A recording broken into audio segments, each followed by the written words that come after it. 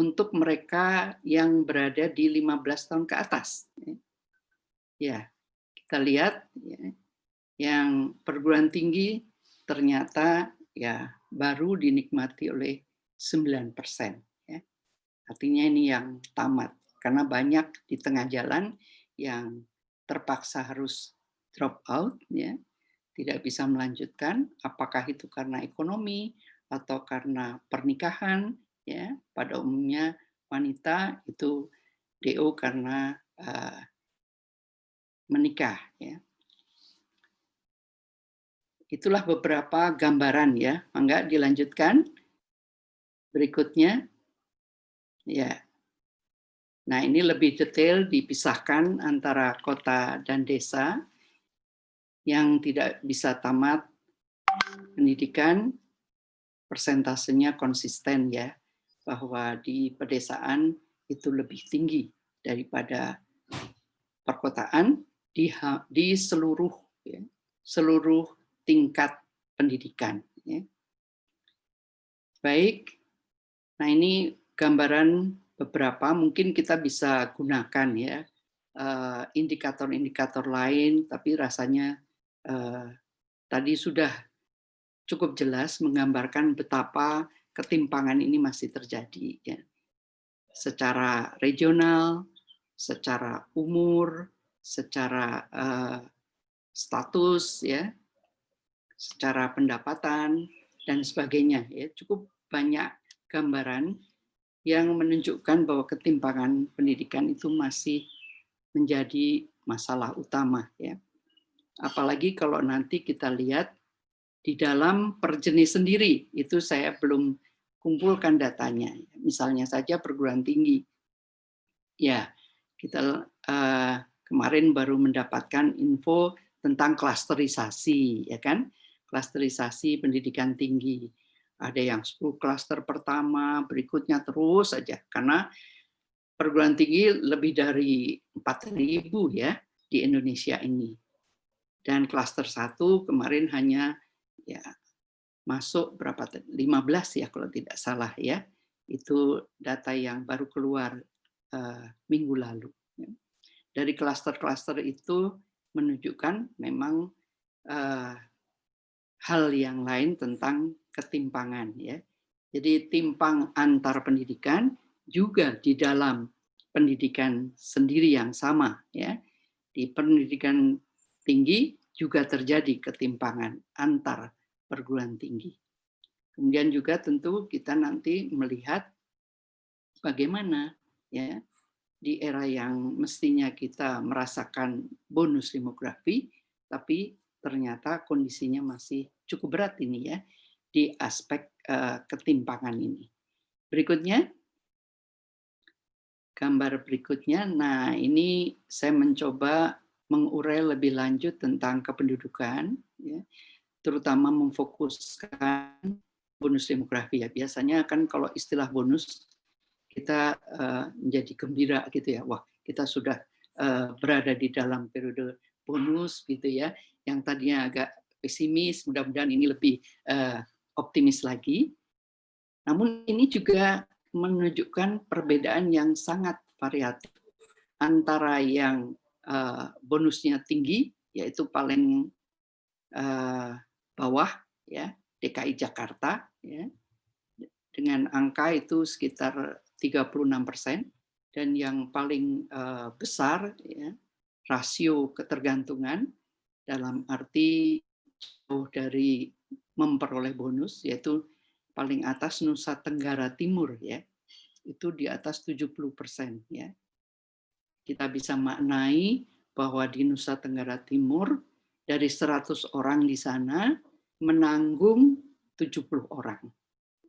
Sementara DKI dari 100 orang itu hanya menanggung 36 orang. Nah, bagaimana Banten? Saya sengaja itu di garis merah ya, Banten, karena ini Tangerang berada di Banten kan ya. Banyak yang hadir ini dari Banten, meskipun kita juga melihat dari provinsi lain tadi hadir ya. Banten ini angka sudah agak lama, jadi waktu itu Banten belum ini 2000 2012-an mungkin ya, Banten belum memperoleh bonus. Tapi kalau kita cek pada data terakhir, alhamdulillah ya, Provinsi Banten sudah masuk periode bonus demografi sejak 2015. Ya, jadi alhamdulillah. Selanjutnya kita beranjak. Nah, ini dari rasio ketergantungan tadi yang menunjukkan variasi yang ini, khususnya dulu Jawa Barat masih induknya Banten, ya, sekarang sudah terpisah. Ya. Selanjutnya lagi, Jawa Barat dengan 50 juta penduduk tentu cukup berat. Kalau Banten mungkin sekitar berapa Mbak Heni? 5 jutaan gitu ya penduduknya. Ya. Jadi masih ada sejumlah ya baik, masih ada waktu Pak Imam ya sedikit lagi mungkin ya, ini perlu kita eksplorasi ya kebijakan-kebijakan ya, terutama strateginya bagaimana ya di periode bonus agar masalah ketimpangan pendidikan dapat teratasi ya. Saya kira utamanya ini ya. Selanjutnya ya ini fenomena masalahnya ya. Jadi kita coba take out ya, strategi kependudukan digabung dengan strategi pendidikan yang sedang kita permasalahkan. Berikutnya lagi, silakan. Ya, ini kebetulan saya selama 3-4 tahun ini melakukan riset tentang bonus demografi dan ada 6 buku yang sedang kami cetak, insya Allah ya, 2 buku lagi lah, yang 4 sudah selesai, ini tinggal yang Maluku dan Papua ini ya. Saya mencoba menganalisis ya, bonus demografi per provinsi. Ya. Ya. Ini kemudian yang berikutnya itu untuk Jawa, Sumatera, ya, dan Kalimantan. Berikutnya, gambar berikutnya. Ya, ini 3 buku yang lain yang sudah siap. Tentu buku yang hijau, ya, buku yang hijau di sini di dalamnya karena Jawa itu ada 6 provinsi, maka yang tertarik untuk mempelajari lebih lanjut tentang Banten, ya, karena ini adik-adik mahasiswa di sini, ya, mungkin lebih concern terhadap Banten, para dosen juga silahkan nanti dilihat, dibaca, ya, khusus untuk Banten itu di buku yang hijau ini, ya, di Pulau Jawa bersama-sama dengan Jawa Barat, Jawa Tengah, Jawa Timur, ya, dan DKI serta DIY. Ya. Nah, apa yang menarik ini Banten ya? Banten itu ternyata selama 8 tahun terakhir, ya, laju pertumbuhan ekonominya di atas nasional ya. Kalau nasional itu 5%, maka Banten 6-7% gitu ya, kurang lebihnya.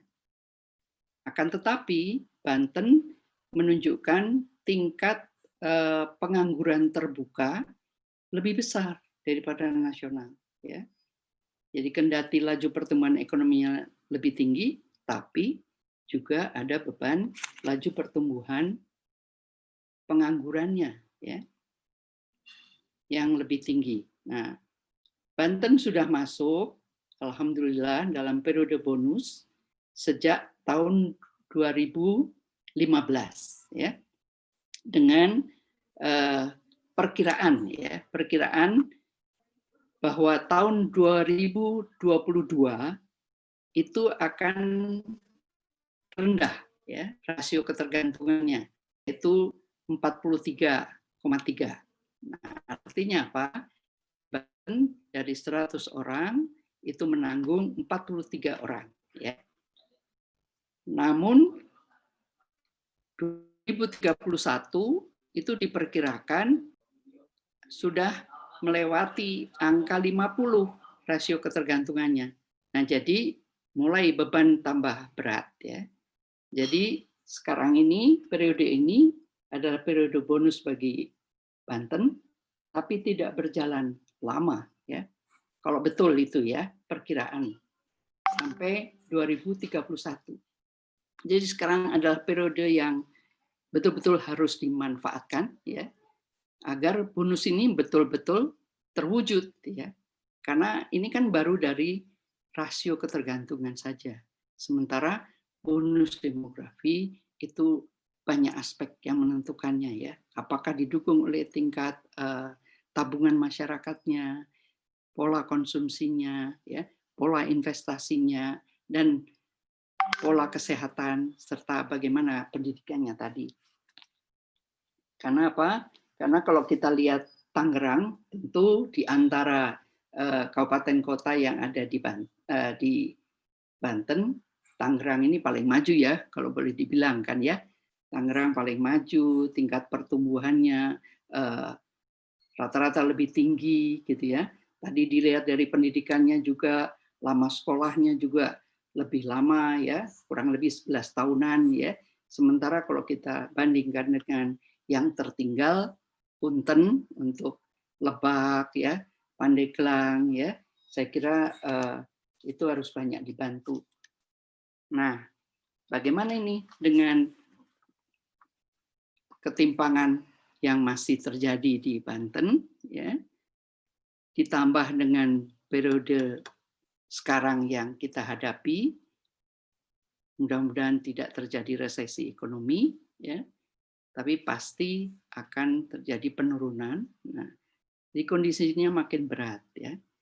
Dan Kemdikbud sudah mengidekan tentang Merdeka Belajar ya, kampus merdeka. Jadi betul-betul ini suasana kompleks ya, ekonomi, sosial ya, pendidikan ya, menjadi satu yang membutuhkan benar-benar pemikiran ya.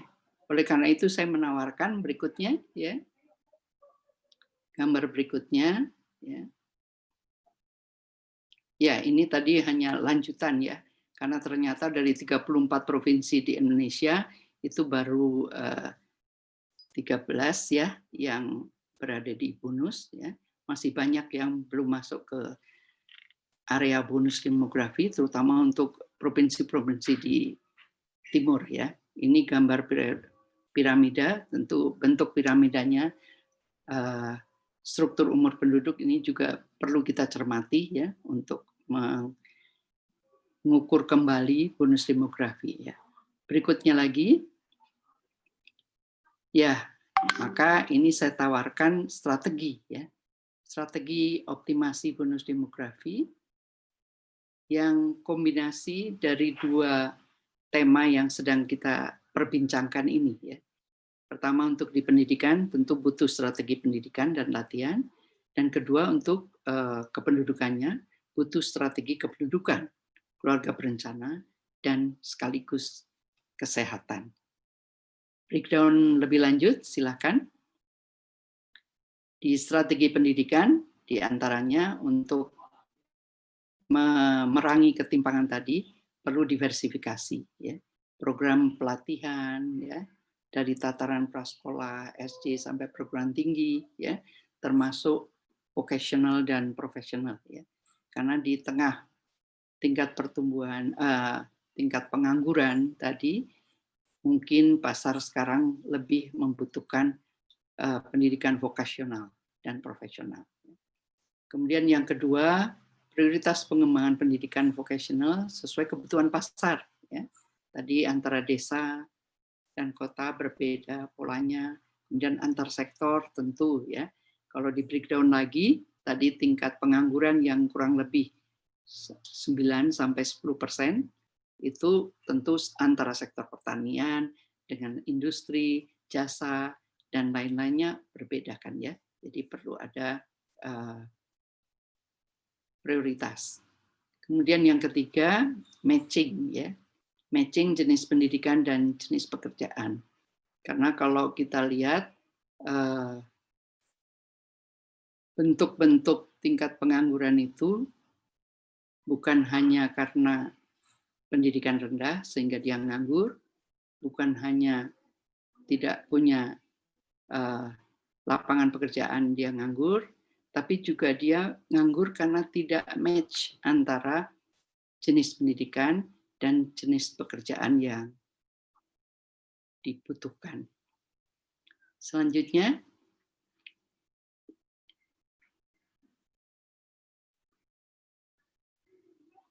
dan ini untuk strategi kependudukan, kesehatan, dan ketahanan keluarga. Pertama, saya kira masih butuh diperluas ya, kepesertaan KB ya. KB kemarin agak menurun karena kelembagaan BKKBN yang dulu itu dari pusat sampai ke desa-desa, ada dulu satu orang kader KB itu terus memonitor 10 rumah, sekarang tidak ada lagi karena petugasnya, dan kelembagaan dinas dan sebagainya sekarang sudah terpisah-pisah gitu ya, kependudukan tersendiri, Disdukcapil, kemudian ada terpisah BKKBN-nya ya, dan kemudian tentu ini karena COVID, peningkatan pelayanan puskesmas masih sangat dibutuhkan ya. Kemudian dalam hal kependudukan, kesehatan, dan ketahanan keluarga ini kan banyak sekali lembaga-lembaga ya yang terkait ya. Kementeriannya pun juga mungkin ada 22 dari 34 kementerian terlibat di sini di kependudukan, kesehatan, dan ketahanan keluarga. Jadi butuh koordinasi yang sangat baik ya. Dan tentu kita terus ingin mengingatkan jaga kesehatan ibu dan anak sejak mengandung, karena ini adalah anak masa depan ya. Karena tingkat kematian ibu juga masih sangat tinggi, tingkat kematian bayi juga masih sangat tinggi ya.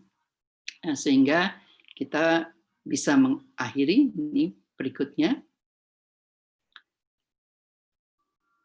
Sebagai penutup, paling tidak 3 hal penting ini ya, agar ketimpangan pendidikan lebih merata, perlu sinkronisasi dan sinergi kelembagaan yang terkait dan pemangku kepentingan di bidang pendidikan.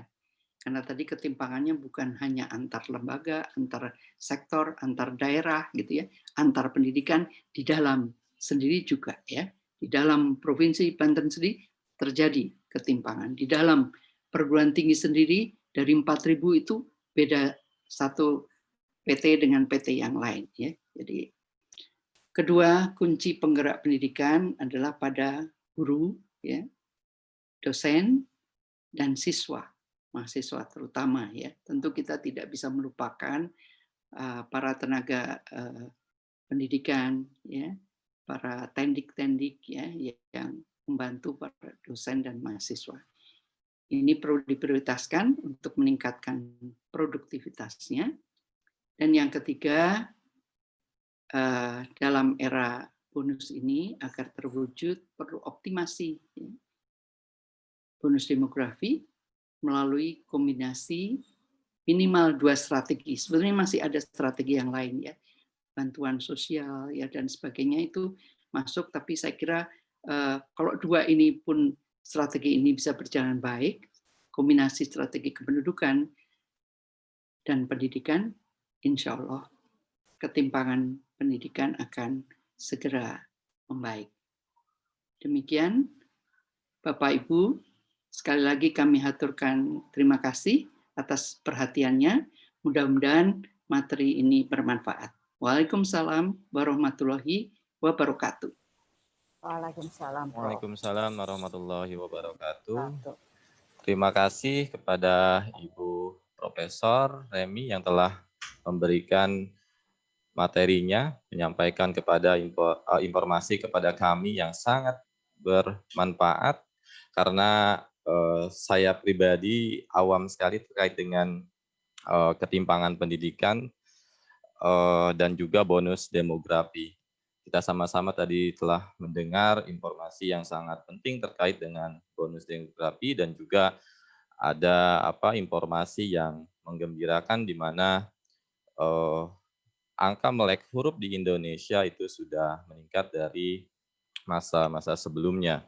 Hanya saja memang ada lebih dari 90% di masyarakat di Papua itu masih rendah dalam angka melek huruf. Ini tentunya menjadi isu yang harus diselesaikan oleh pemangku kebijakan, khususnya pemerintah pusat dalam hal ini. Bapak dan Ibu hadirin sekalian, selanjutnya kita masuk ke presentasi kedua yang insya Allah akan disampaikan oleh Bapak Profesor Ranbir Singh Malik, PhD. Okay, before I give the time to Mr. Professor Ranbir Singh Malik, I would like to read his curriculum vitae. Okay. Professor Ranbir Singh Malik. Yeah, Professor Ranbir Singh. Can you hear me? Yeah, can you hear me? Yes, of course. Okay, that's fine. Yeah, sure. Yeah. Okay, wait a minute. I would like to inform to the audience about your CP. Yeah, that's fine, but I cannot see anything. Pak Romi, maaf, coba Pak Ranbir mohon di videonya atau gimana ya, beliau nggak bisa ikut melihat audience. Pak Romi mohon bantuannya sebagai host. Oke, baik Bapak Ibu, saya lanjutkan. Pemateri kedua adalah Bapak Profesor Ranbir Singh Malik.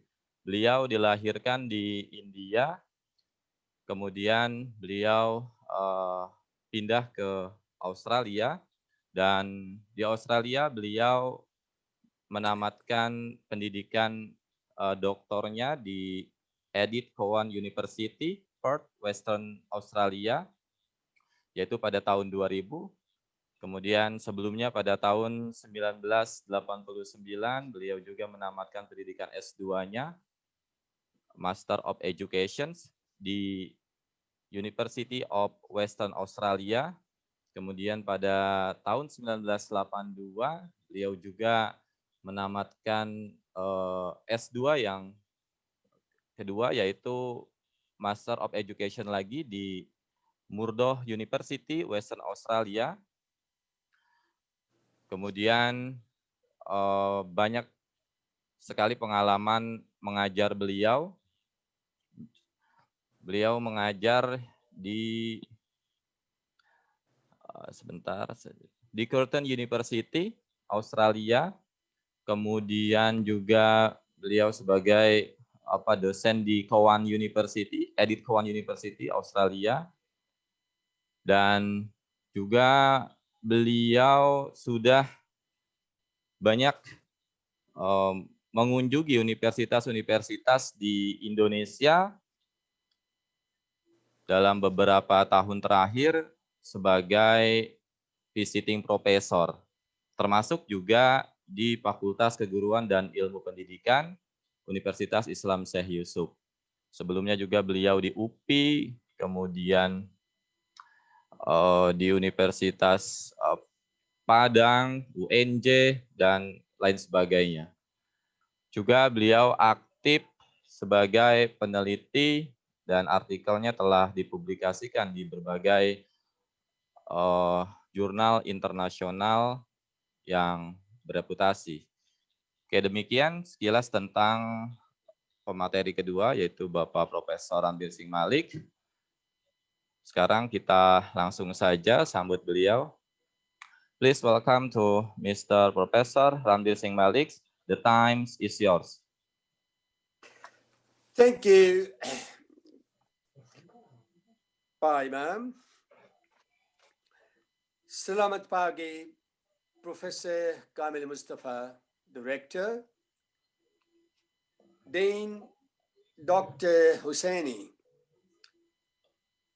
Vice Deans Pa Imam Sudramaji and Ibu Hani Ramadani, Head of the Departments, STU Niana and Isnania. Thank you very much indeed for inviting me on this international seminar online. For me, it is for the first time to present a paper on Zoom electronic device. I hope I would be able to pass on my message on this very important topic. It is also a pleasure for me to share this stage with Professor Sutyasti Samitra, University Pajajaran.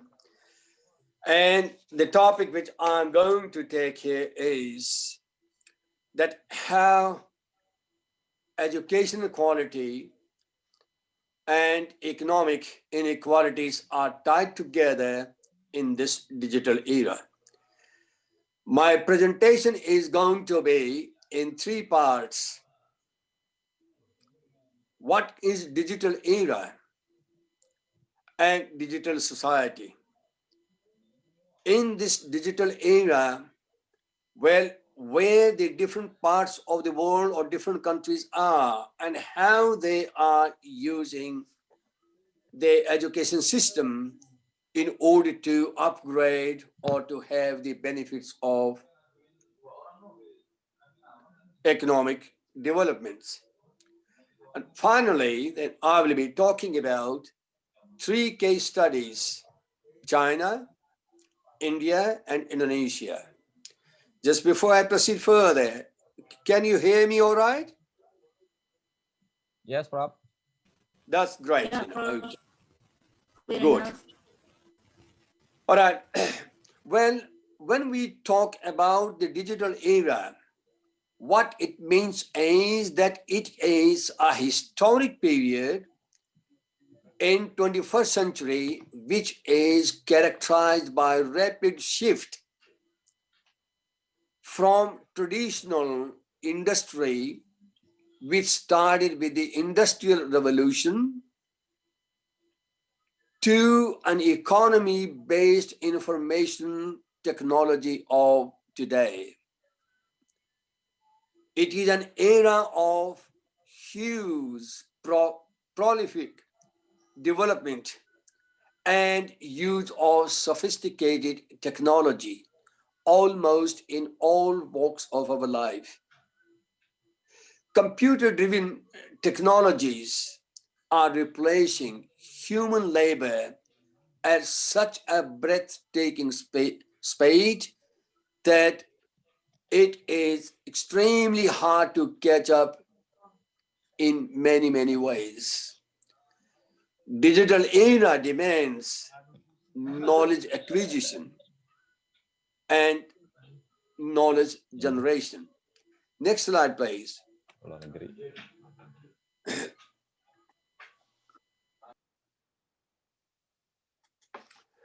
Well, the force of technology is so strong that today's generation is called the digital natives, and lecturers, education providers are called the digital immigrants.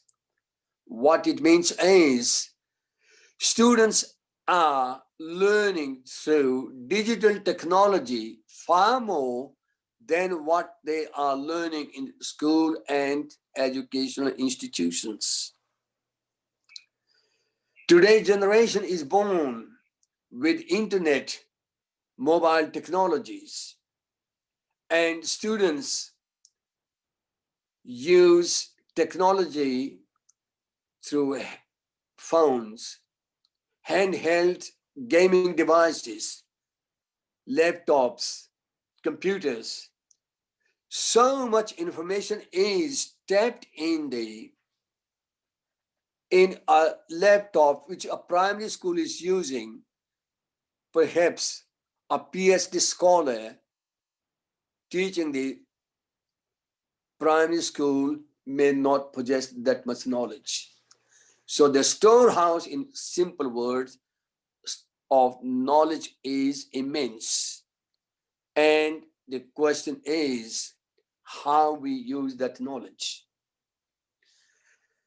We have got to look at the three forces. And the three forces are globalization, ICT revolution, knowledge explosion. These three forces have totally changed the landscape of the modern society and the way we learn. Staggering social, cultural, and economic changes are taking place. The whole world is brought together in the form of a global village with nuclei in the developed nations. Let me take an analogy on this global village. Just think of a big city, Jakarta. There in the CBD, all the headquarters are concentrated in the CBD. Then the outer part, lesser number of the headquarters are in those outer parts. And as you go, the outer ring and the periphery, exactly the same way the world is today in this global village. Nuclei are in countries like, let's say, OECD countries of Europe, USA, Canada, Japan, and of course there are some other emerging countries as well. So it is in this area, what we call the nuclei of the global village, that 95% of the knowledge is generated there.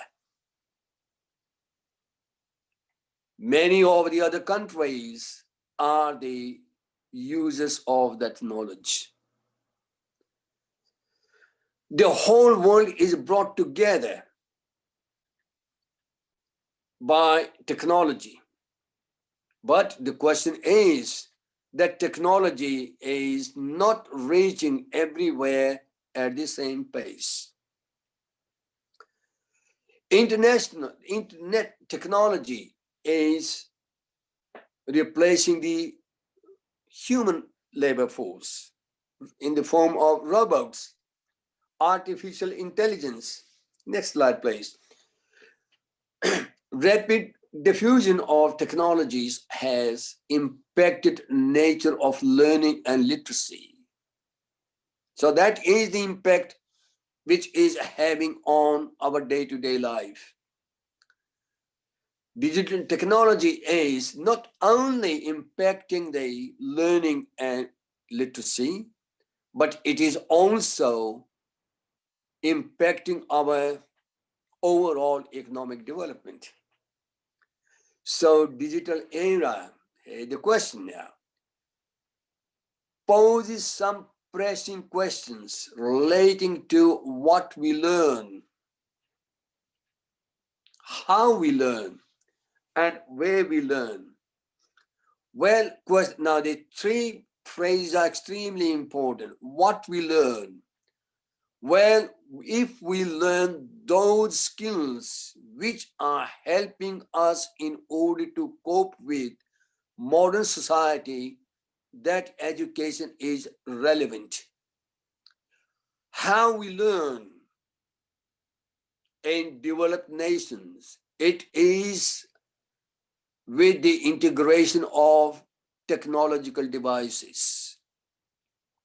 Where we learn, this technology has provided education in every part of the world through internet and other electronic devices. But the question is, well, how that technology which is available is being used. So the role of teacher, therefore, is drastically changed. A teacher is on the side rather than a sage on the stage. And by teacher, I mean whether it's the elementary school teacher or university level teacher. Next one, please.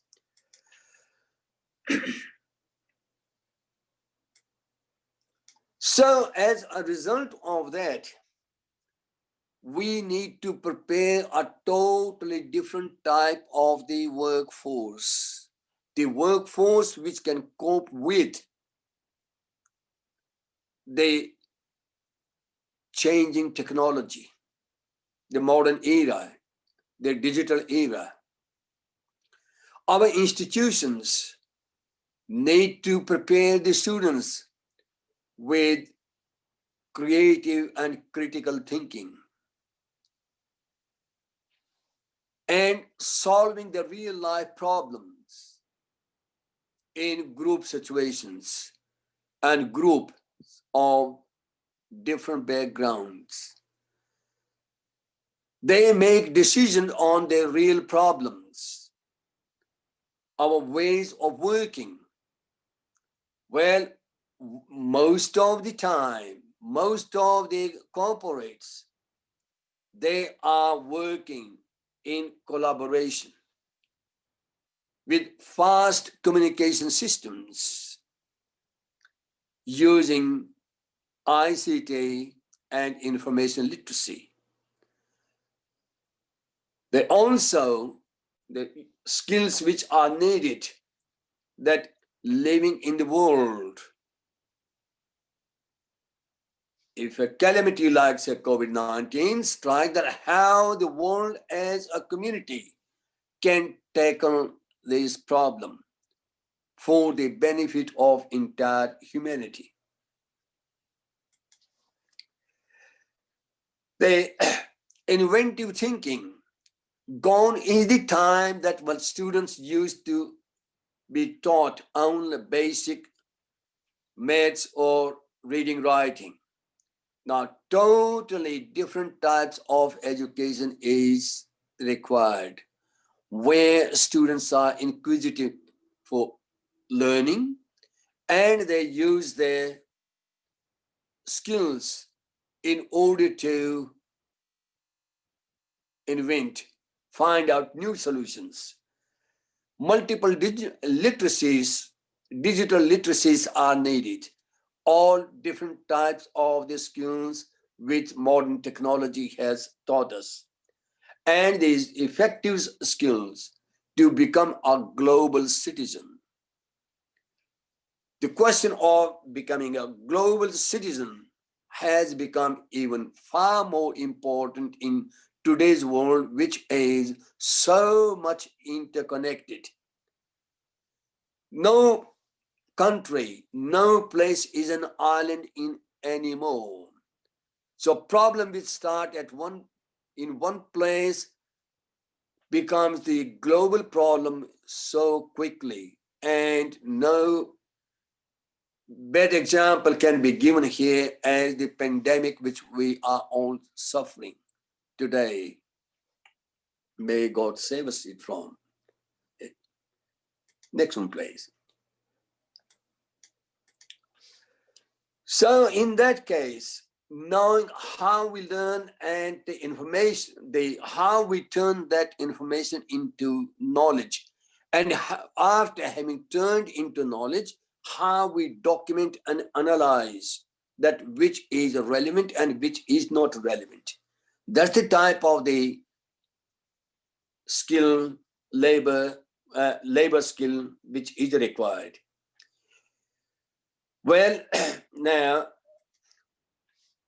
people are increasingly called upon to solve these complex problems. A world of connected, network, self-directed, and learning is all upon us. This is the big question which we have got to address. Are we really ready to tackle all these problems which we are facing today.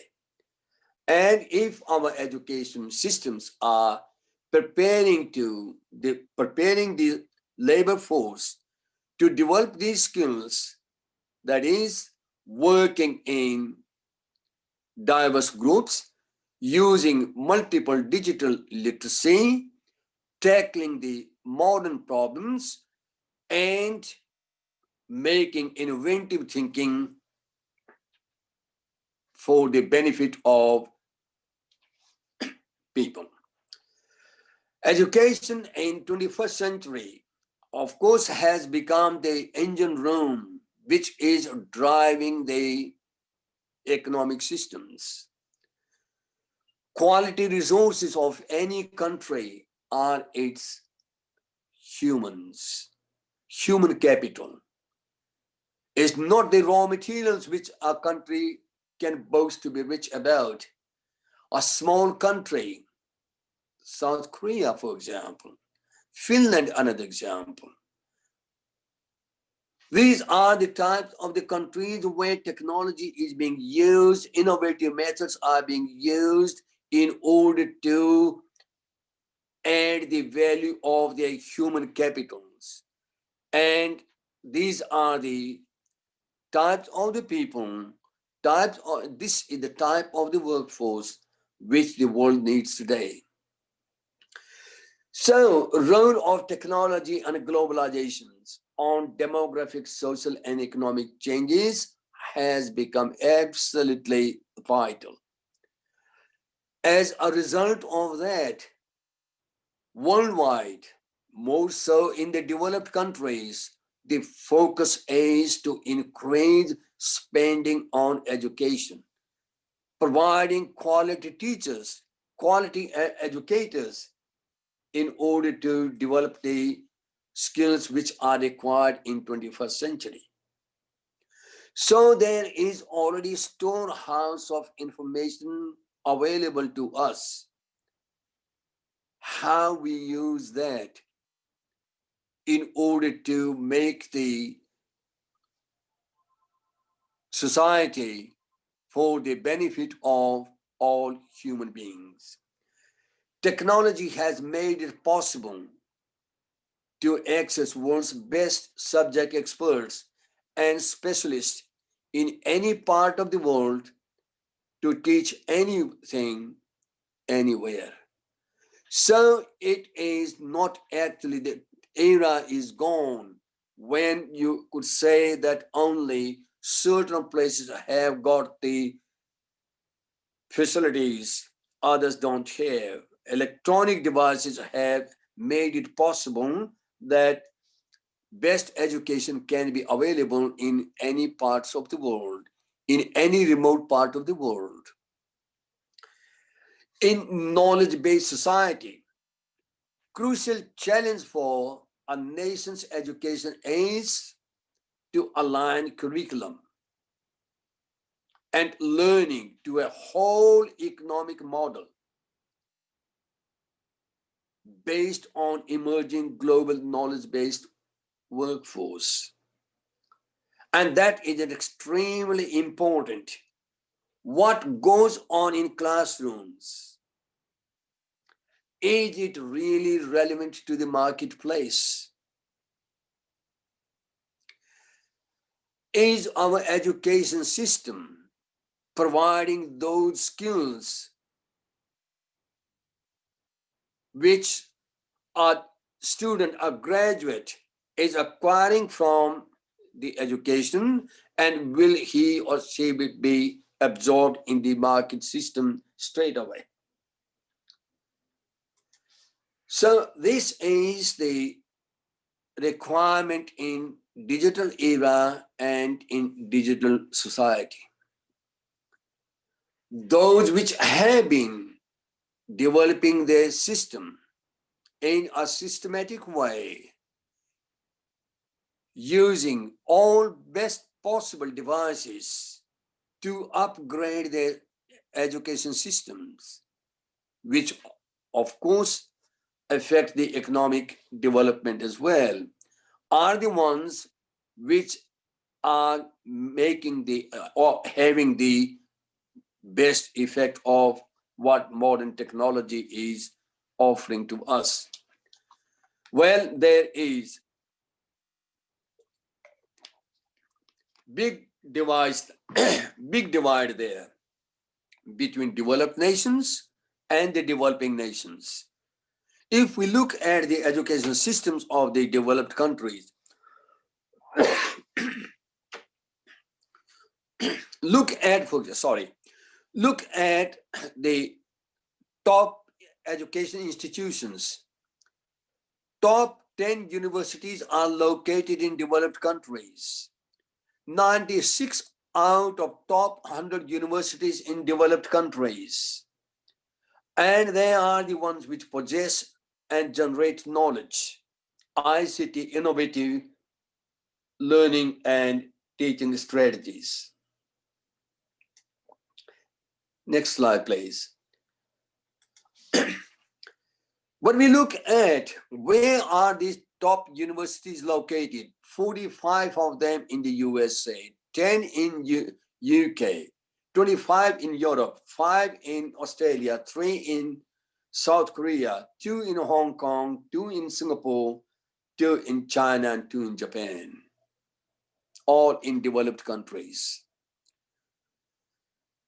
If we look at which school systems are the best, well, today some of the standardized tests available to us are one of them, which is mostly used at PISA, Program of International Student Assessment. On that ranking, the top nations are Singapore, South Korea, Japan, Finland, Hong Kong, Netherlands, Denmark, Canada, Germany, Taiwan, and have a look, Vietnam. Far ahead of USA and Australia. Its ranking is 12th, whereas USA is 21st. Australia 18th. And a country like Vietnam, with determination and with the adoption of the top devices of giving education, has made such big stride. Why can't the other Asians do it?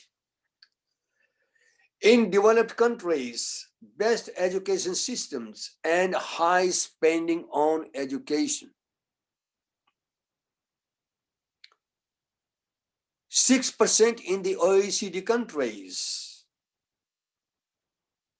5% in Australia, 3.8% in India, and Indonesia, if you like, is lower than that. It is these countries, when they are recruiting the teachers, they take from the top cohort for teaching. By contrast, developing countries are taking from the low cohort, mainly because the status of teachers in developing countries is rated low, whereas in developed countries, they consider education is the foundation, top quality, top training of the teachers, top students going for teaching. Well, obviously, they will provide better and more motivated students. Curriculum in these countries is up to date, constantly being revised and being made relevant to the to the present requirement. A big change, big difference in the type of the curricula which is provided in these countries, called the transformative curricula, which is the opposite of the traditional curricula. Transformative means that basically keep on constantly revising what is being taught to the students, how it is being taught, and how that curricula which is being taught relevant to the present demand of the markets. And the students who are taught in the schools, they are given the assignment which are the project-based teaching. High school I'm talking about here. Project-based means students work together. They are giving the problem, solving the real life problem. When they are giving these skills to inquire, analyze, synthesize, interpret the information in group and give their decision on a problem. Well, these are the types of the skills which are inculcated, which are developed in the students, and they are the ones which they do apply when they join the skilled labor force. So that a most important thing here is that what is the type of the students join the universities and how they are being taught, and these teachers, how their skills are being upskilled each time through professional development. And not only that, in the systems, principal, the leaders, they are visionary, and government backs them with immense number of the resources. Where by contrast then, if we look at the developing countries, of course, all the developing countries have realized that spending on education and higher education is extremely important. They also know that the expansion of education, quality education on equal basis with equity is going to reduce the disparity. But unfortunately, that is in these countries not happening. There's a massive divide even in the developing countries, from urban to rural areas. And say, for example, in the case of Indonesia, from the inner island to the outer island, and in the remote areas, type of the education which goes on in these countries is different. Or put in simple words, that the highly qualified teachers that tend to concentrate in the bigger cities. This is not only the problem of Indonesia. In a country like India and other developing countries, the problem is the same. Poor secondary education and poor quality of higher education, these are some of the problems. In these countries, of course, middle class is increasing, and what actually happens as a result of that increasing middle class, those who are in a position to provide better education for their children, they send their children overseas. But those who are on the lowest strata of economy, well, those that work for those children do not get the opportunity, and thereby it creates the disparity in the society. And students who are from the disadvantaged families, obviously it leads to deprive them and creating inequality in the society itself. So if we look at the countries which are providing the top education, they are all developed countries. In that slide there, I don't know whether I left you behind. So for example, USA, Canada, UK, Australia, they are the ones which do enroll students from the developing countries. But those who go from the developing countries, they are the ones whose parents can afford. But majority of the others, they do not get that opportunity, and therefore they do tend to have lesser quality of education. That in itself is not only morally wrong, but at the same time, it does create big problems. Now, what is required? That there is a gap in developed countries and developing countries.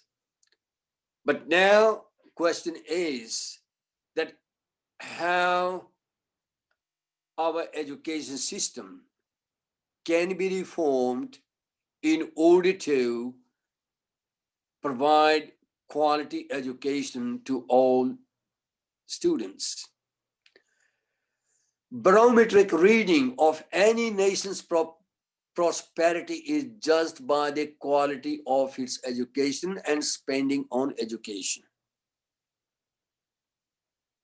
Analyze any of the country, and if we look at how it has progressed, definitely the doors have opened for each country through quality education. And quality education is provided by quality teachers. Commitment to education of educational policymakers and educational institutions to transform the education system should be that we must prepare the students for the next millennium.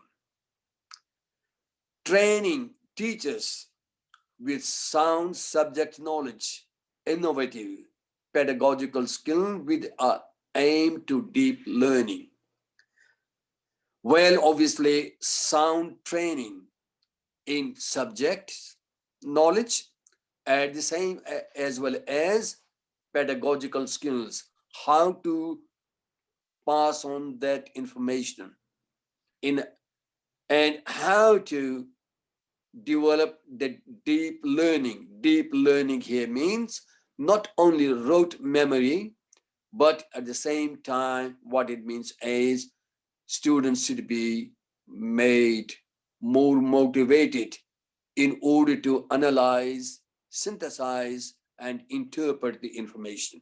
So when these skills are developed, well, obviously, students become far more productive and more motivated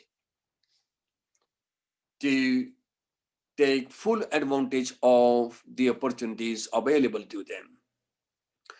Top performing nations, for example, of the 25 OECD countries, they recruit teachers from the top cohort, as I have already mentioned, whereas the opposite is the situation in the developing countries.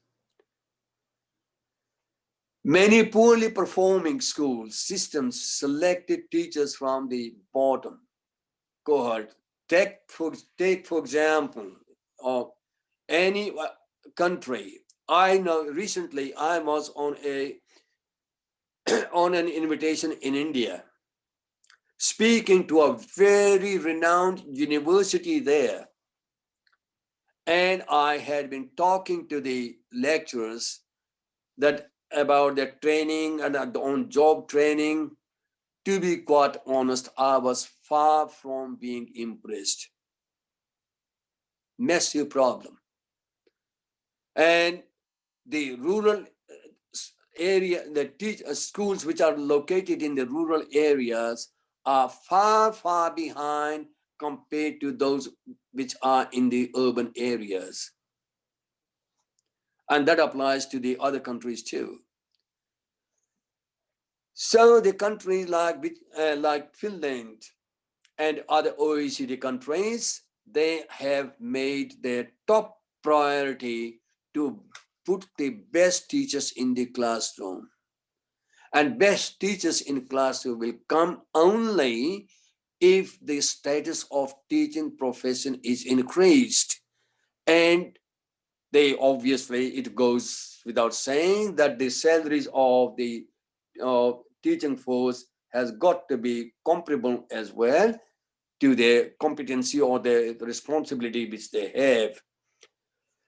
Special incentives for expert teachers, say for example, in case of Australia, they gave extra incentives for those teachers who would like to go in the remote areas, and they are provided far more facilities than those who are in the urban areas.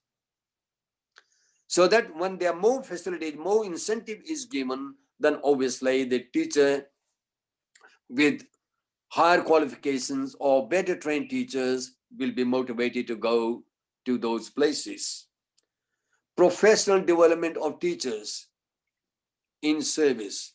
Of course, most of the countries are undertaking that these types of the approaches, but the difference is, well, when they are provided a professional development, the quality of it and how it is impacting on the workforce. But obviously, there are obstacles in the different countries in providing the quality education. Believe it or not, experience of many of the countries shows that teachers themselves are the obstacles. I'll give a couple of examples here. In the last century, America had produced some of the top programs for teaching. Only 20% of the American teachers use them, even though the programs which were provided by the educationists, they were of good quality, but the obstacle or the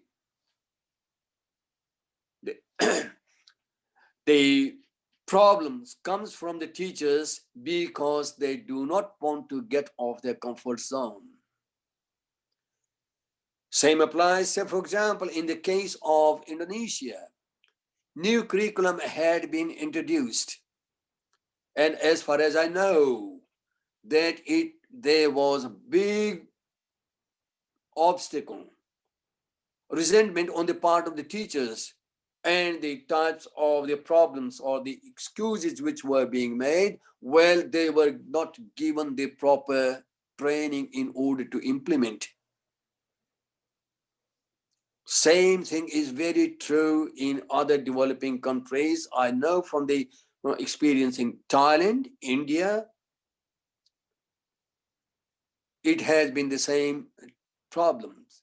And of course, in other developing countries, question remains the same. And mainly one of the big problem is that in remote areas or rural areas, the facilities available for teaching staff are not in par with supplied in the urban areas. So what actually it means, if the schools which are already disadvantaged and motivated teachers don't go there, and other less motivated teachers go to teach there, and they go with that type of the mind frame, or these are not academically oriented students, and therefore they don't try their hardest. They go with the low attitude and provide the low type of the, well, what's a low incentives for students for learning, it becomes a self-fulfilling prophecy. The quality of those entering the workforce itself is very low. because in these countries, the salaries of the teachers are lower. Whereas, which goes in contrast to a country like, say, Singapore or Hong Kong or Finland, the salaries of the teachers are in par with lawyers and the doctors.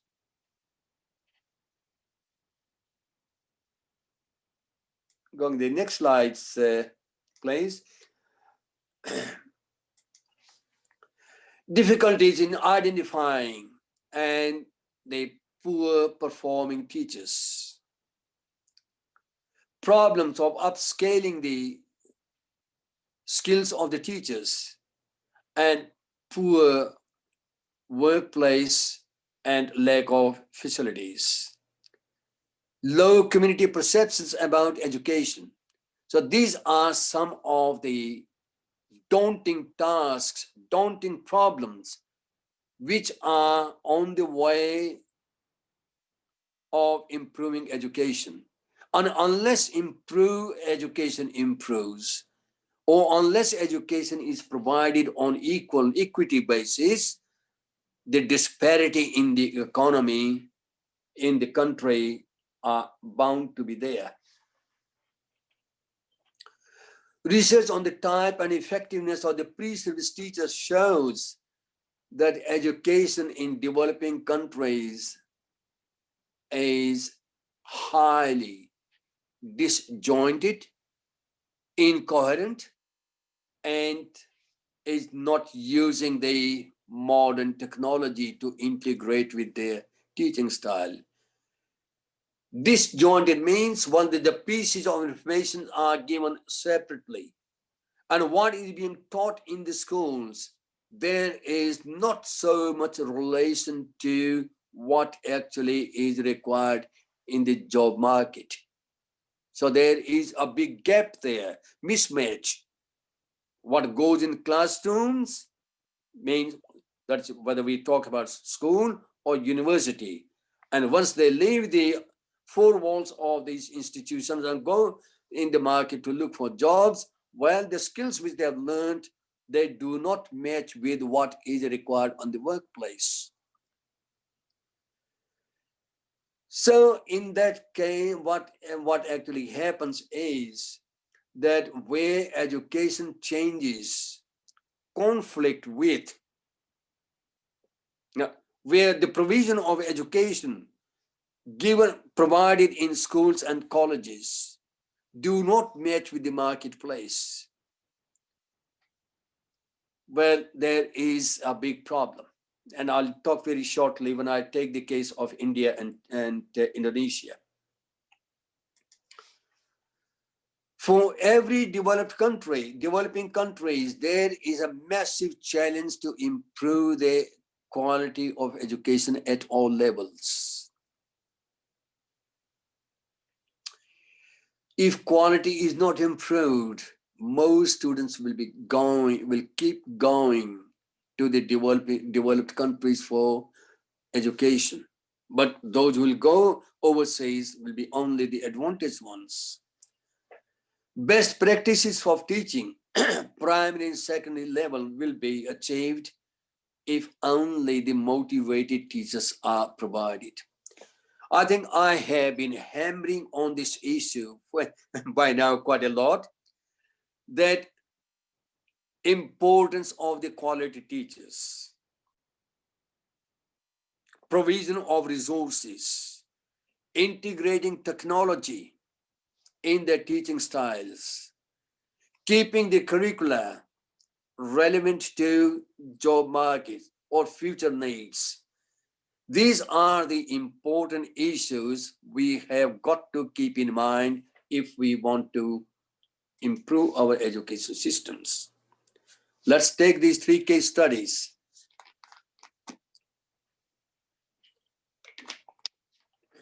I have selected these three countries: China, India, Indonesia. All the three of them are at different level of development. Three altogether in terms of population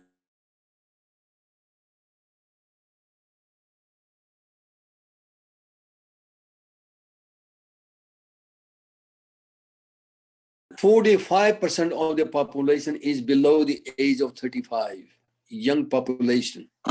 And young population basically means that is the demographic plus, the term which is used.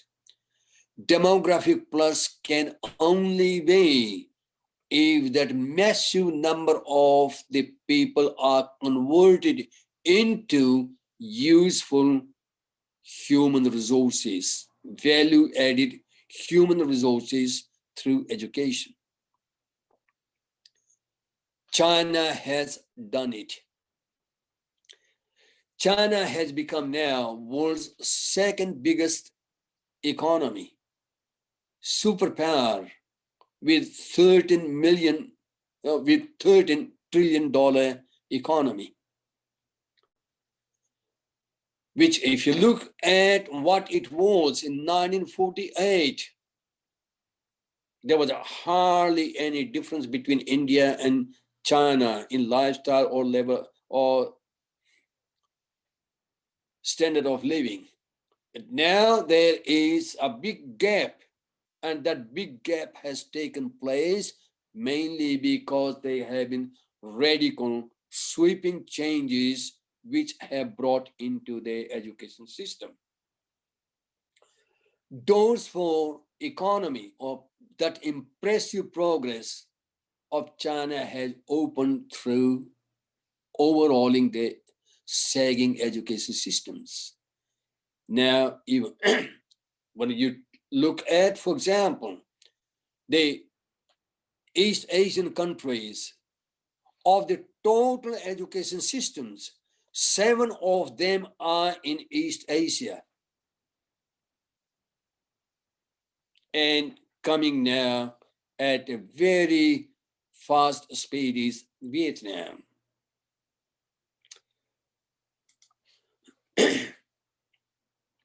For 3 decades, China's economy has shot up with double digits.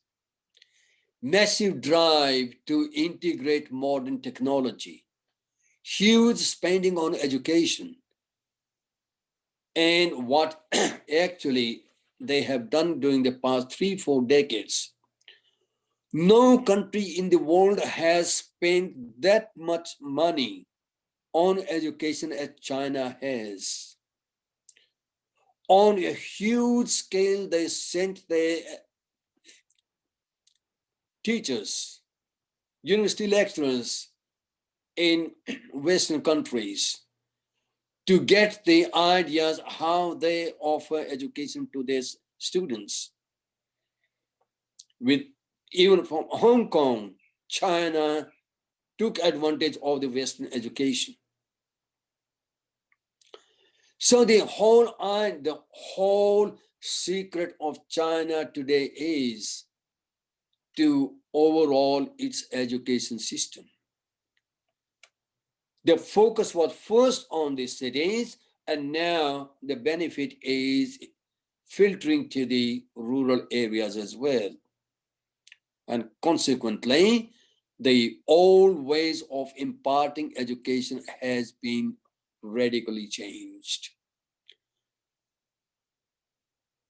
2 top universities of the world, they are in China, Peking, University of Peking and Tsinghua. 45%, sorry, just one second.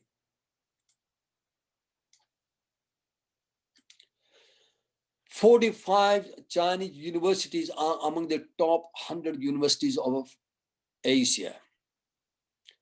China and India put together, they supply 46% of the global 6.4 million science and engineering graduates. And 60% of the students studying overseas, they are the Chinese. Heavy emphasis on competitive examination. Education is taken for cultural reasons and for economic reasons.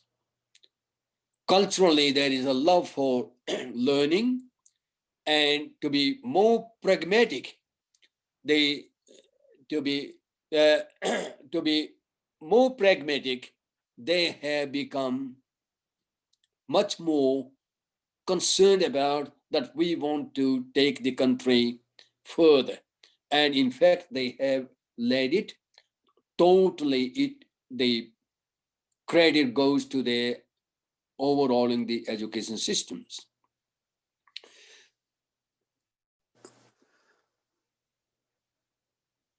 Next slide, please. China prioritizes the enhancement of teacher quality across the country now, and therefore the regional disparities which used to be that much, they have been narrowed. Of course, it doesn't mean that every part of China is receiving the same quality of education, but relatively speaking, that gap has been narrowed down compared to the size of the country and the size of its population. It has implemented a long-term strategy to become a high-tech knowledge economy. In 2018, China exceeded USA in terms of educational innovation and technology investment by 3-1. In other words, China spent 3 times more than America does in education innovations and providing the quality education. Just next slide, please.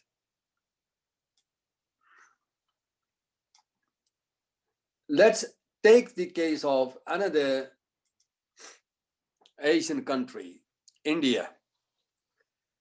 In 1951, India had 11% literacy, which has shot up to 80% now. In terms of producing grains, it is a grain surplus country. Industrial services, they have made remarkable progress. During the past decade, huge reduction in poverty, but still, when you look at the overall, India still has got more poor people than the rest of the other Asian countries. Massive education system of India struggles to offer quality education to its huge number. Even though there are 613 universities in the country, but many of the universities are providing quality of education which is not in par with some of the better performing universities around the world. I gave a couple of examples over here from the experts that what they think about education in India. In 2008, Knowledge Commission of India advocated a complete revamp of the existing education system because the quality of the graduates in many universities is so poor that only a small number of the graduates are employable. Awareness in 2005. Addressing the convocation in Mumbai University, the ex-Prime Minister of India, Dr. Manmohan Singh, he also alluded to the same point. Our education system in many parts is in a state of disrepair. Higher education enrollments are abysmally low. Almost 2/3 of our universities and 90% of the colleges are rated below average. At the moment, of all those 613 universities in India, none of them is among the top 100 universities in the world. 15 Indian universities are among the top of 100 universities of Asia. But at the same time, there's one thing in India which actually is making its education system very strong. It's private school systems. And private means those types of the school where the students from the rich families go. It is very strong and it keeps on providing a very quality education. But majority of the other students, majority of the population, well, they do not have access to that quality education. Now, India has now woken up, and only recently the government has undertaken bold steps. The new education policy gives priority to tackle education system and to improve the quality of teachers, with the idea that training and framing national curriculum would be in par with some of the best performing nations. Professional standards for the teachers have been put in place, and by 2022, radical changes will be seen having the effect on its teaching force. They have set aside special education zones, which I would say is very much relevant for Indonesia too. These special education zones means addressing the problem of inequality in education and disparity in economic development of these poorer areas. So their need would be taken care of by providing more resources in those places where people are disadvantaged groups or the tribal people. National Education Technology Forum to integrate IT in teaching and learning, radical changes in student assessment, allowing the world's top 100 universities to open the campuses in India, and injecting the ideas into India's education systems. More or less, the similar process has been adopted by many of these other Asian countries, China in particular. Vietnam is exactly doing the same thing. Malaysia is also doing in a similar way. So from the experiences of India and China, it shows that spending in education, quality education, training its teachers to provide that quality education, these are the only pathways in order to bring equality in terms of education and in terms of the living standard of the people. Now, let's take the case of Indonesia. Education system of Indonesia, I call it moving a battleship. Well, education system is a massive and complex 55 million students, 3 million teachers, 250,000 schools, and 2,200 private colleges, 122 state universities, many hundred private and universities scattered over the world's largest archipelago. I hope my figures are right.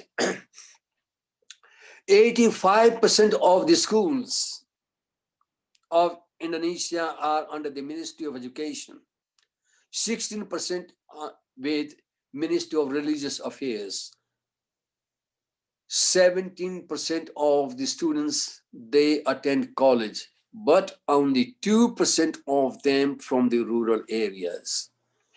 When you look at the, here are the anomalies, here are the disparities. All the top 5 universities of Indonesia, they are located in Java. UI, ITB, Gajah Mada, UNPAD, and Bogor Agricultural University. And when I said 2% of the students only are from the rural areas. When you look at the total population of the country, about 267 million, 140 million are in Java and Sumatra. That itself is a big disparity. But disparity becomes even more when you look at the quality of education. So unless the quality education goes in all parts of the country, these economic disparities will continue to grow. And anywhere, wherever there are economic disparities, social unrest is bound to occur. And in a country like Indonesia, of course, with huge number of the islands, remote areas, well, if the quality of education is not improved, well, how could it be? How can we improve the quality of human resources? And how can effectively we use our economic resources? Where we are in terms of education, if we look at the PISA, what I mentioned earlier, program of international student assessment, world's most standardized test, Indonesia ranked 69 amongst 76 countries. Malaysia 50 out of 76. Thailand 47. Vietnam 12. And which stands in contrast to the countries like, say, Singapore, first. South Korea, 4th, Japan, 3rd, Hong Kong, 5th, Shanghai, 8th. So there is a big disparity in the Asian countries itself. So Indonesia, therefore, is, even amongst the Asian countries, is lagging much far behind. So our demographic plus, the jargons which we use, is not going to come to fruition unless we improve our education. Poverty forces students to drop out of schools. In 2012, BBC reported every 8 minutes a student is dropping out of schools and joining the hundreds of thousands of street children in Indonesia. University graduates, they join the workforce and their skills are not acceptable by the employers. In many of the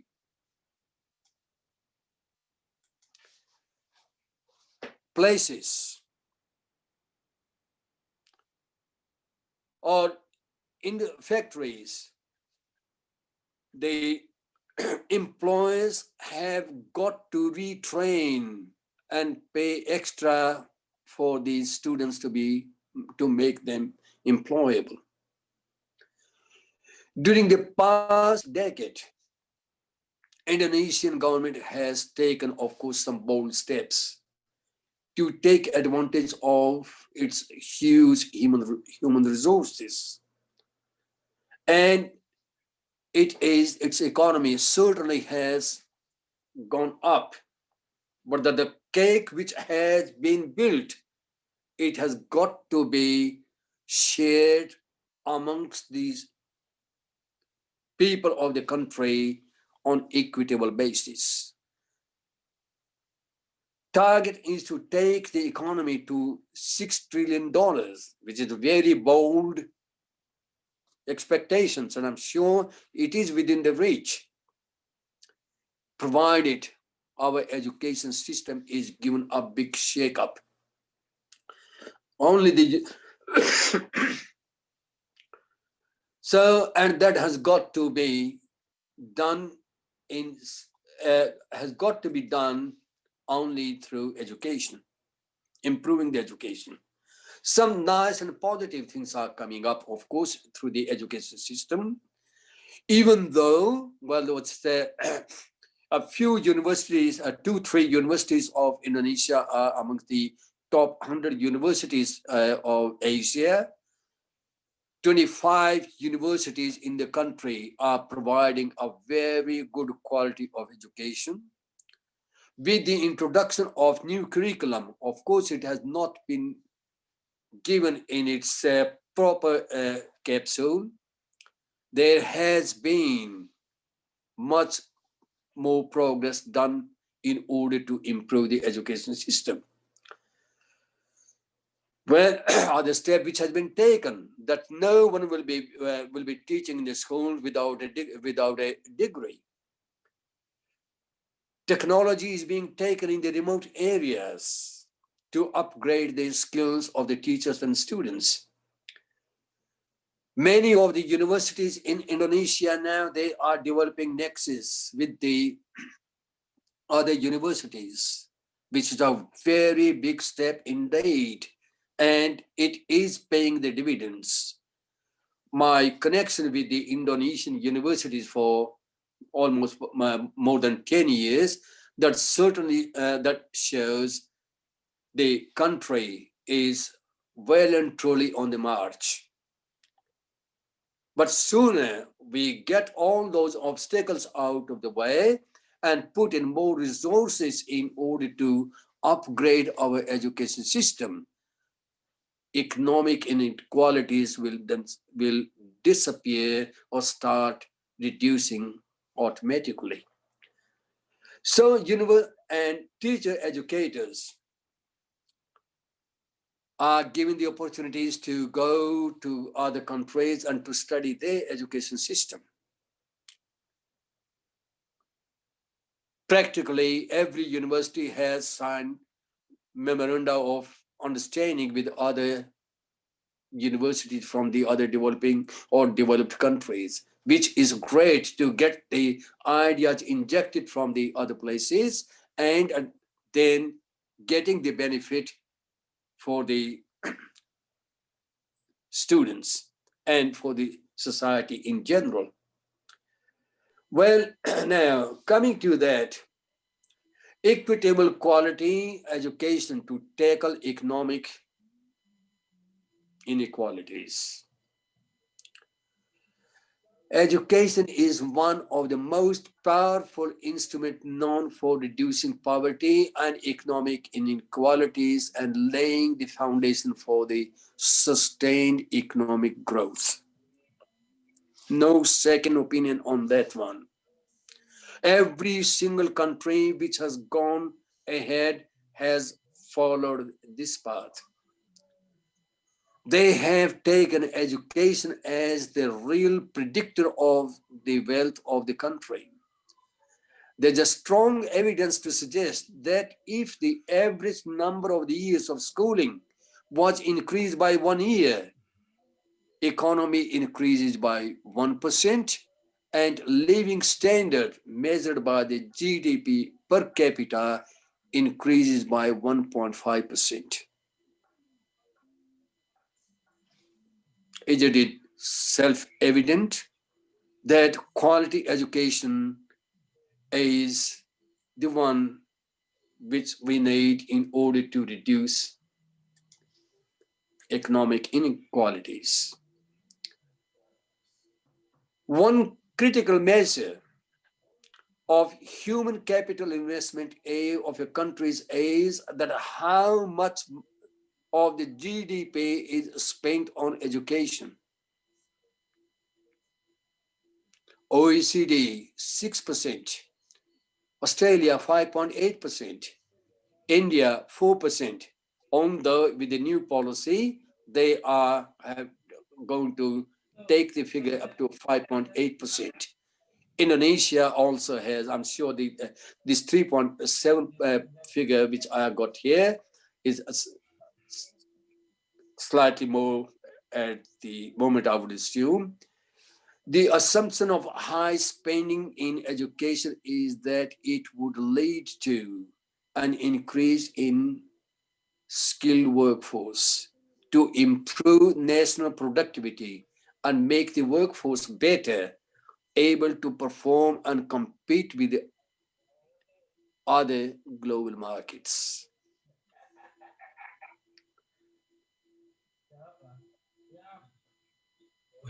Bro, Okay, well, just I'm about to finish now. Okay, you have absolutely. 5 minutes more, Prof. Yeah, that's fine. You know, okay, yeah, that's just the right time. Thank you, Paima. So absolute poverty levels are declining in most developing countries, but measured by income and GDP per capita over time, inequality is still getting worse. Overall, well, in countries that definitely, if some countries are trying to bridge that gap, in developing countries, unfortunately, due to many complex problems, the inequality in terms of economy, in terms of education is still as wide. They can be bridged only through carefully planned education delivery to the disadvantaged areas. Benefits of quality education, mostly in the developing countries, are not reaching the disadvantaged groups. Take, for example, few years ago, there was unrest in Aceh, northern Sumatra, unrest in Papua, and the other remote islands. If we go into the depth of the things, the real reason for that is the poor quality of education and big economic disparity. Not only it is morally wrong to deprive some section of the population from the benefit of modern technology, but also it creates imbalanced economic growth, and the result is social unrest.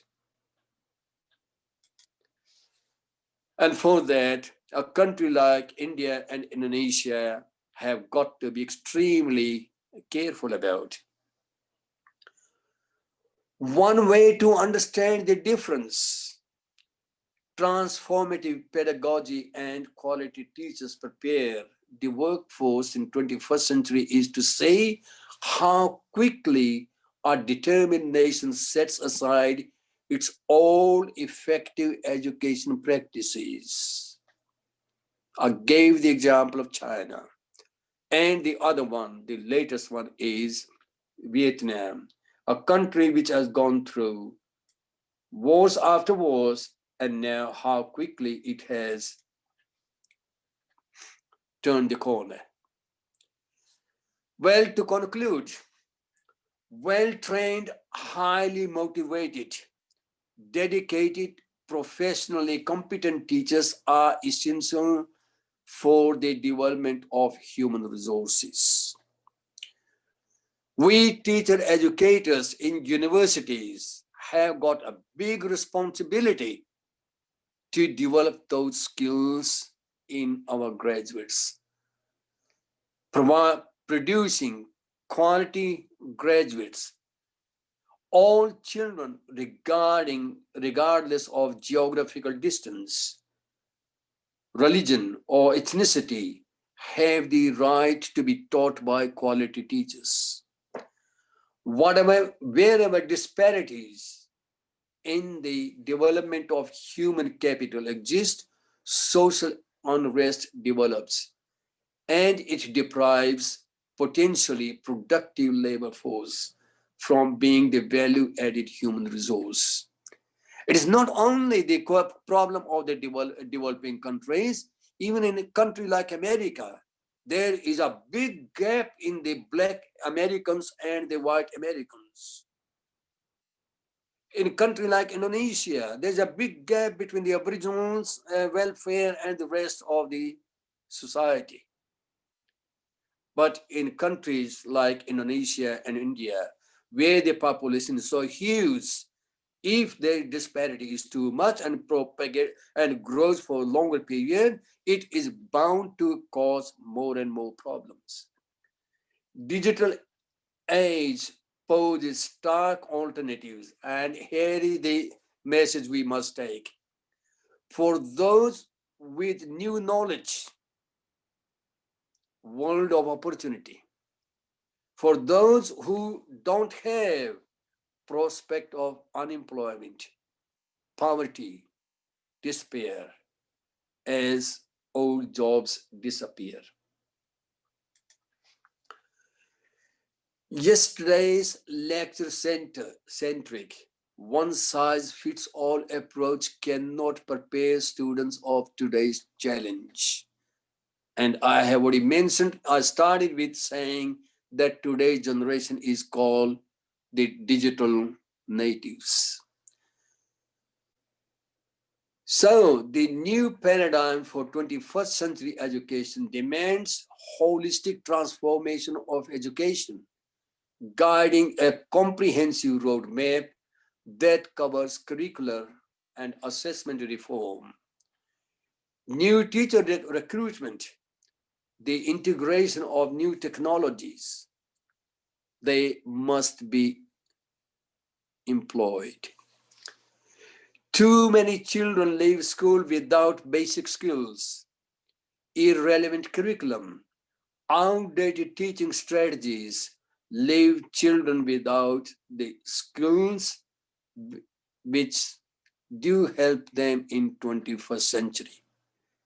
And our focus should be to take the whole population and make sure that no child should be left behind from the benefit of modern technology and provision of quality education. Terima kasih. May God protect us from COVID-19, and may God give us the strength in order to upgrade our education systems in order to reduce economic inequalities. Thank you very much indeed. Yeah, thank you very much, Prof. Ranbir, for your presentations.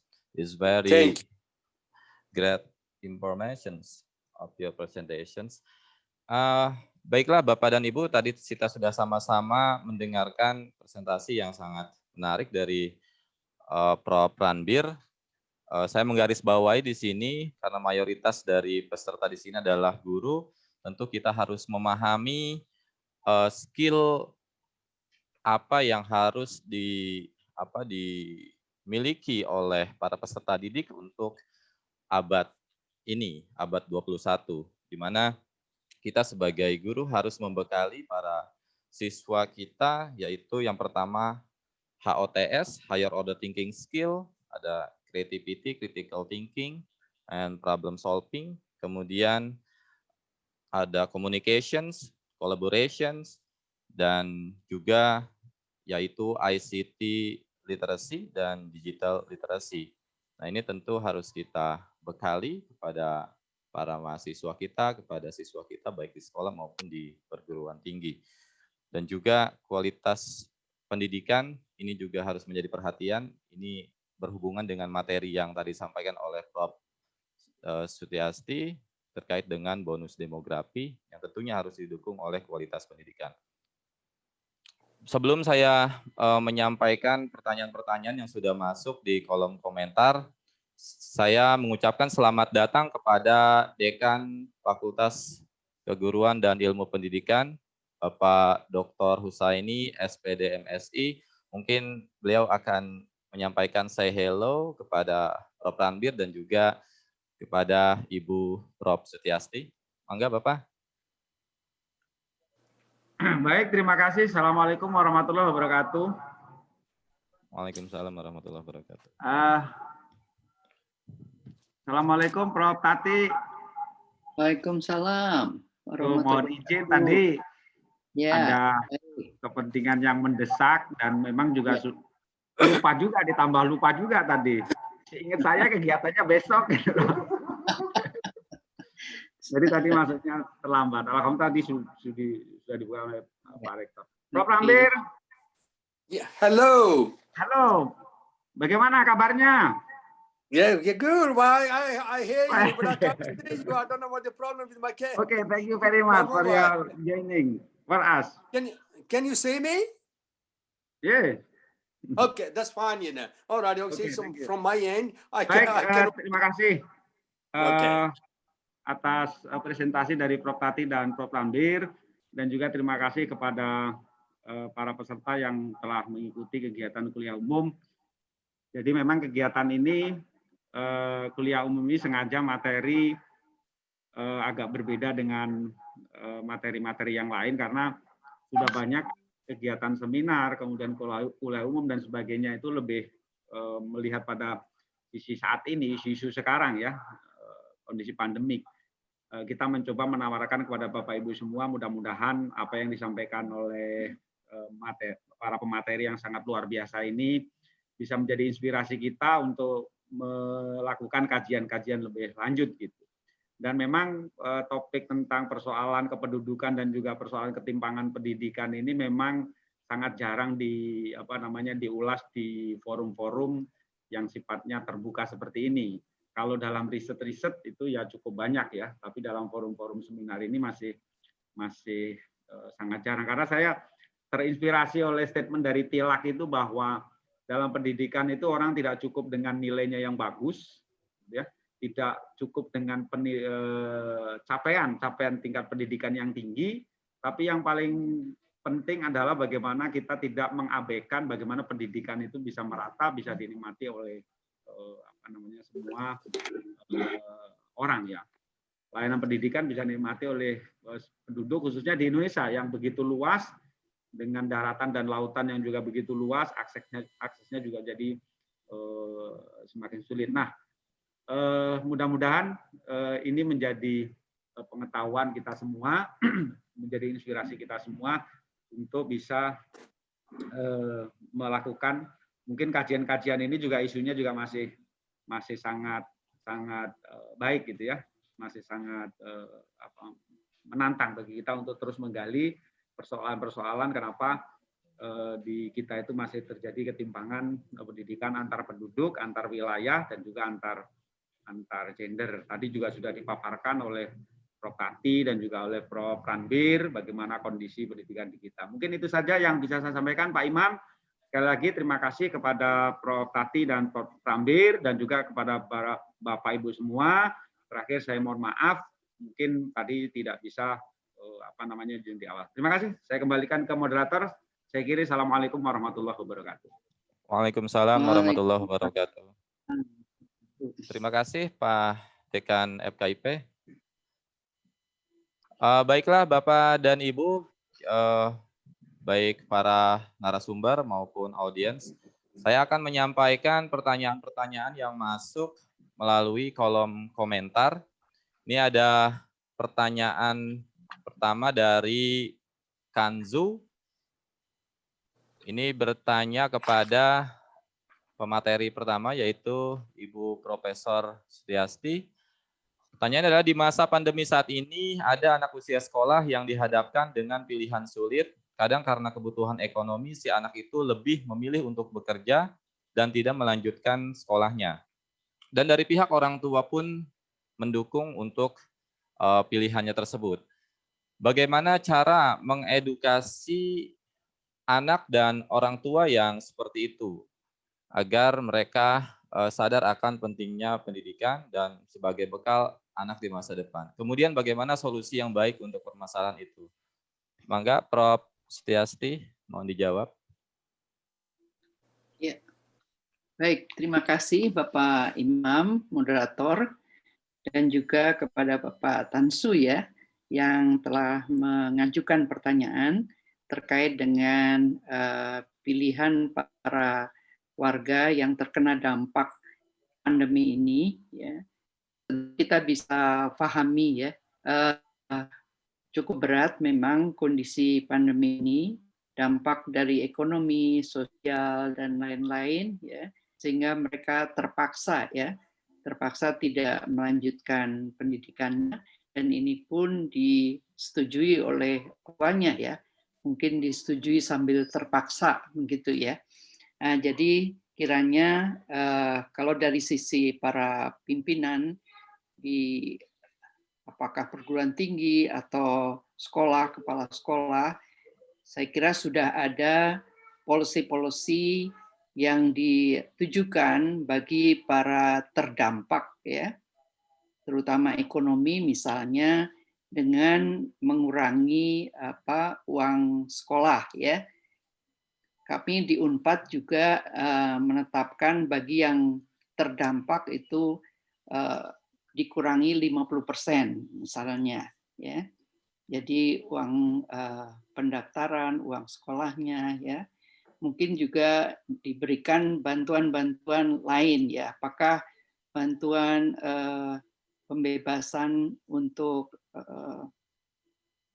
internet ya, untuk buku ya, dan lain-lainnya. Saya kira itu beberapa hal yang sifatnya bantuan agar tidak terjadi drop out yang besar ya. Dan tentu perlu komite sekolah atau komite di perguruan tinggi untuk bersama-sama bertemu dengan para orang tua, diraih, dijelaskan ya dengan baik bahwa dengan pemberian bantuan itu agar para siswa dapat terus melanjutkan sekolahnya. Saya kira itu beberapa hal sudah dilakukan ya di sekolah-sekolah ya. Mungkin dari pemerintah juga sudah banyak ya bantuan-bantuan stimulus untuk ini, apakah sifatnya menggratiskan di daerah-daerah yang tertinggal gitu ya. Kemudian bantuan untuk pulsa ya, untuk internet dan sebagainya. Mungkin itu sebagian yang bisa saya sampaikan. Terima kasih, Pak. Ya, terima kasih Prof. Selanjutnya ada pertanyaan berikutnya Prof. Ini dari Sahratullah.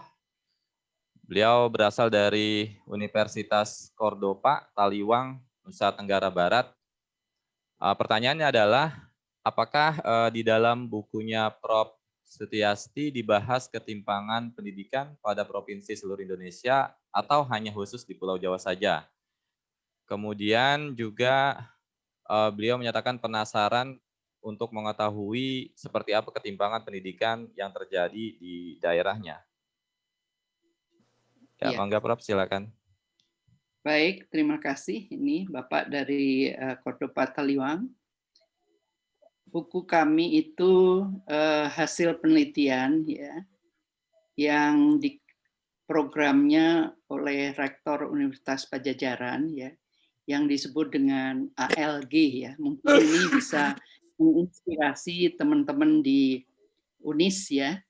Jadi Pak Rektor yang sekarang dilanjutkan pula itu ada Academic Leadership Grant ya untuk seluruh profesor dengan dana 1M ya selama 4 tahun, di mana satu profesor itu harus mengajak 6 doktor untuk riset dengan tema masing-masing, ya, yang dipilih tentu yang paling relevan.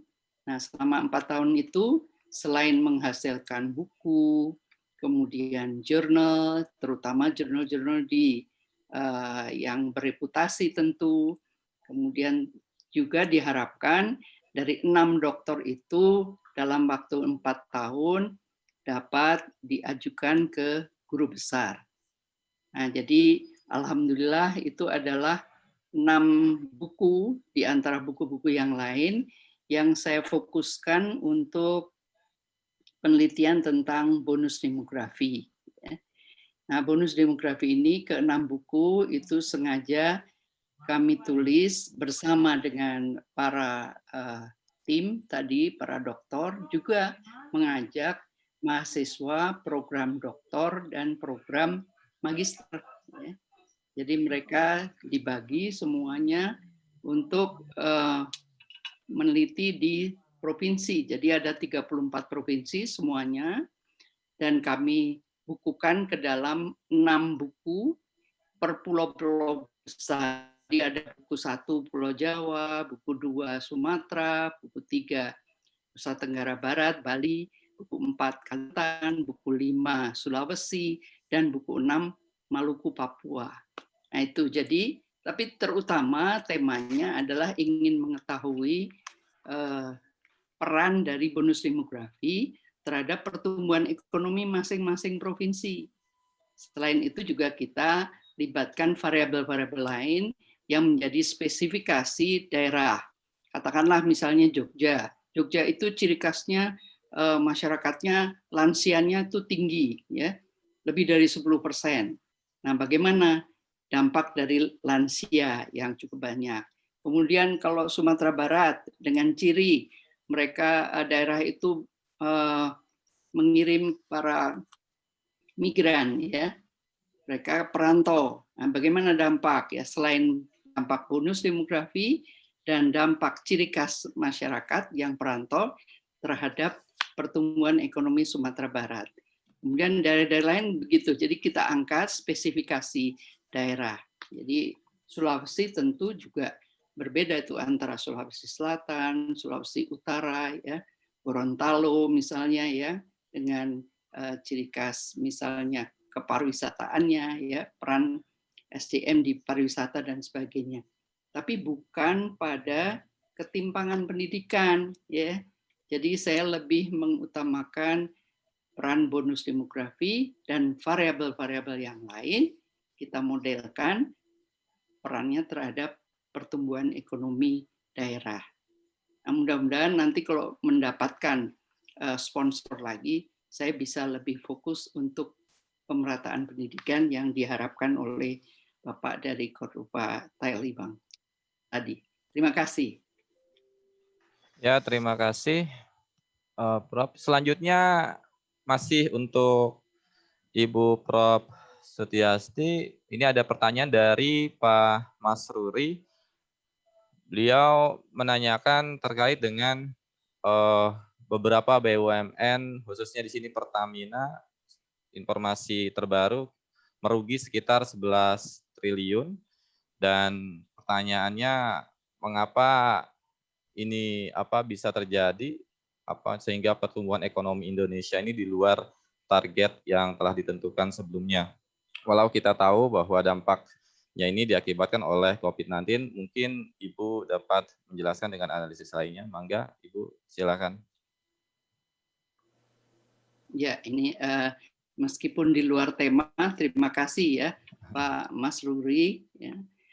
Kita memang mendengar data BUMN banyak yang mengalami kerugian, ya. Kerugian karena apa? Karena memang tidak ada permintaan misalnya, ya. Pertamina yang menghasilkan minyak tapi permintaan minyaknya turun, ya. Kemudian pupuk misalnya, BUMN pupuk karena aktivitas di pertanian turun, permintaan pupuk turun, sehingga pendapatan masing-masing BUMN juga mengalami penurunan. Dampaknya tentu merugi. Nah, itulah aktivitas yang menurun tersebut Nah, kiranya sekarang perlu diidentifikasi lebih lanjut oleh para BUMN itu sumber-sumber pertumbuhan mana lagi ya yang bisa. Ya. Kalau secara nasional kan sekarang pertumbuhannya negatif, sementara kontribusi utama pertumbuhan ekonomi Indonesia itu dari konsumsi, ya kan, konsumsi rumah tangga yang berkontribusi hampir 60%.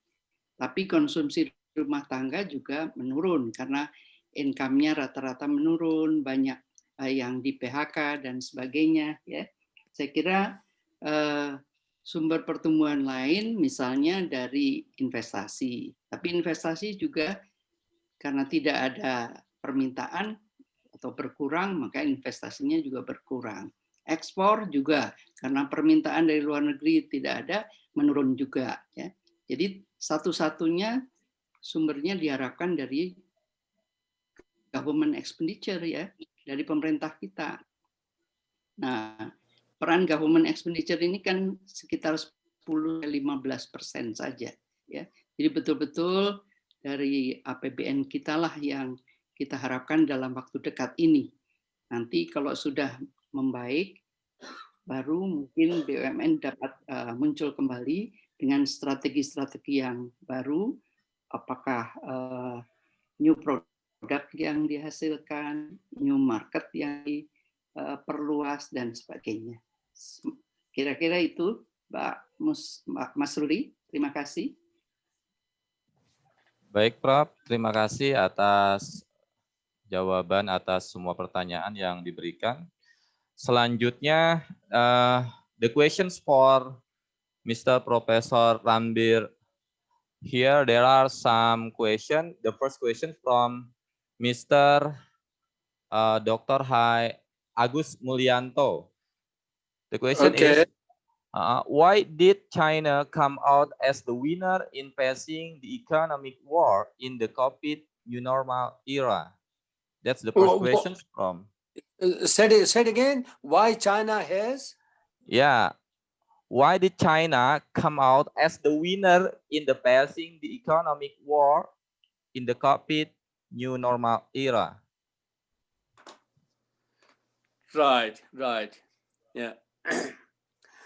Well, the basic reason for China is since 1948, well, the country has been under very strong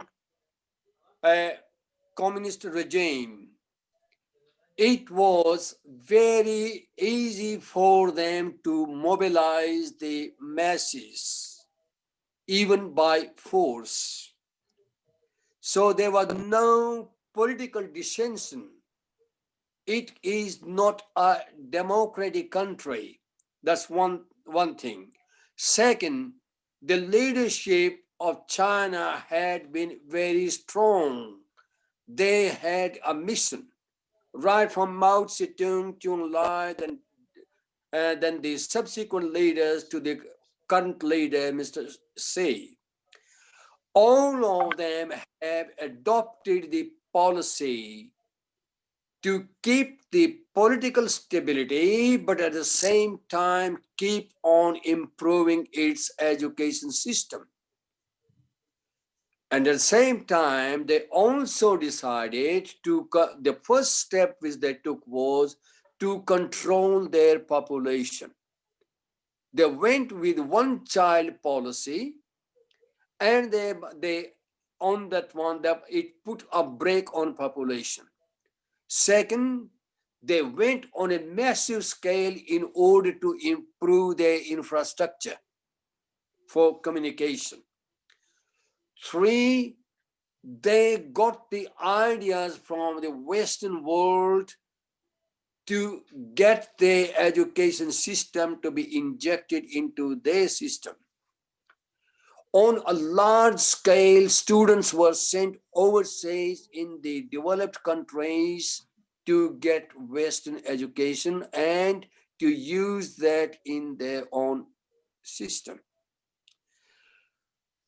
Next step which they took was to improve technology, integrate technology in every aspect. So when you look at all of these factors together with a country of large human resources, which they improved the quality of their human resources, they directed them in the without any dissent, because as I've said, it's in a not a democratic country. And when people started to get the benefit, economic benefit, well, obviously there was much less dissension as well. So these are some of the very important steps they have taken. They got rid of their traditional ways of teaching, but still competition for education is very strong in the country.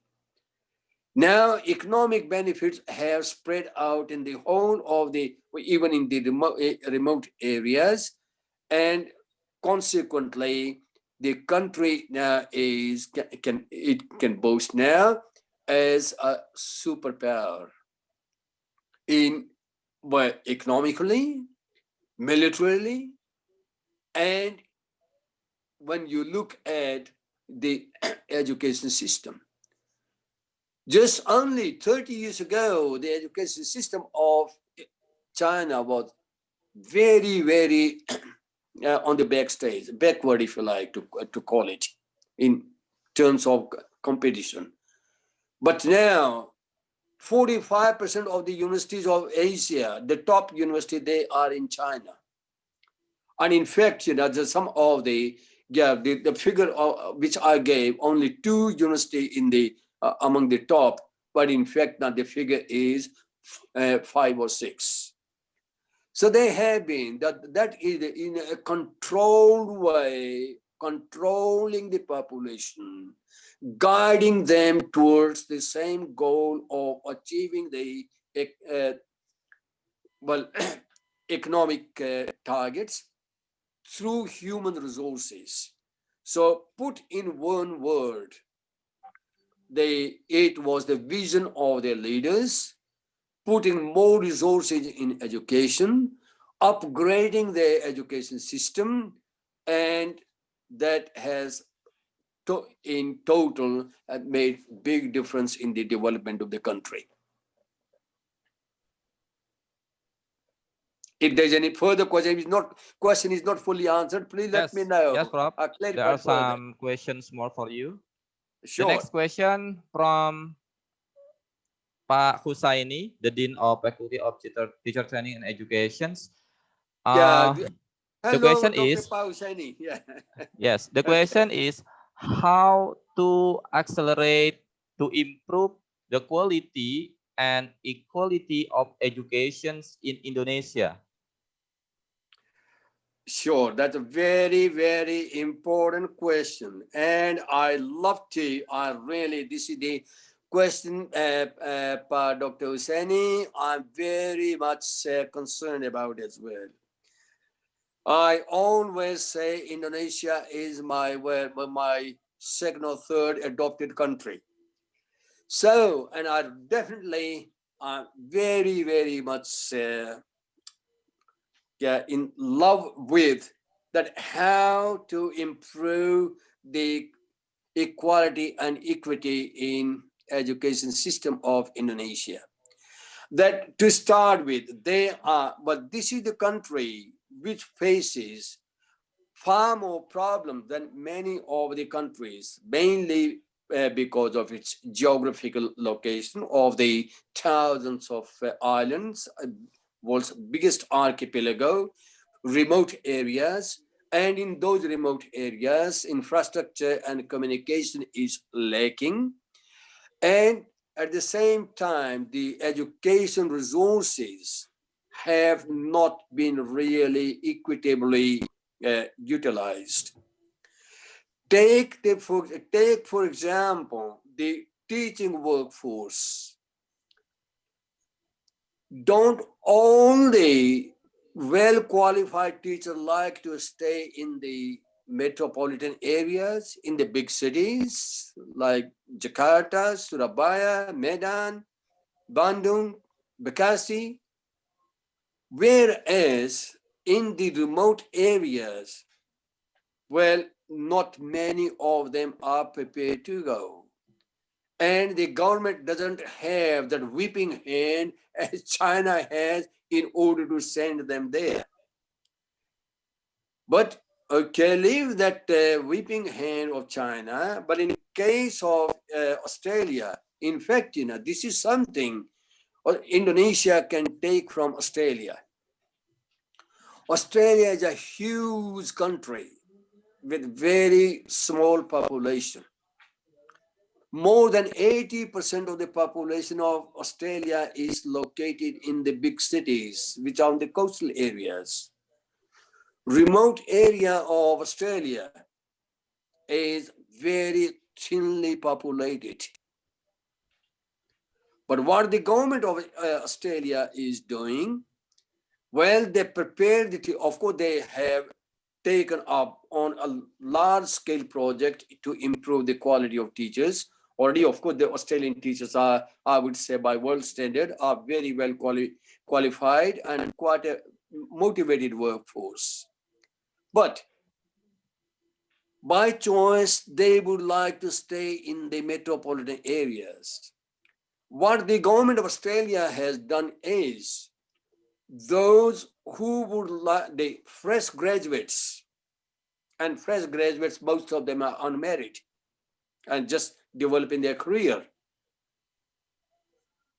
They give them the incentive that if you go to the country areas, well, country area means the remote areas, well, these are the types of the facilities which will be given to you.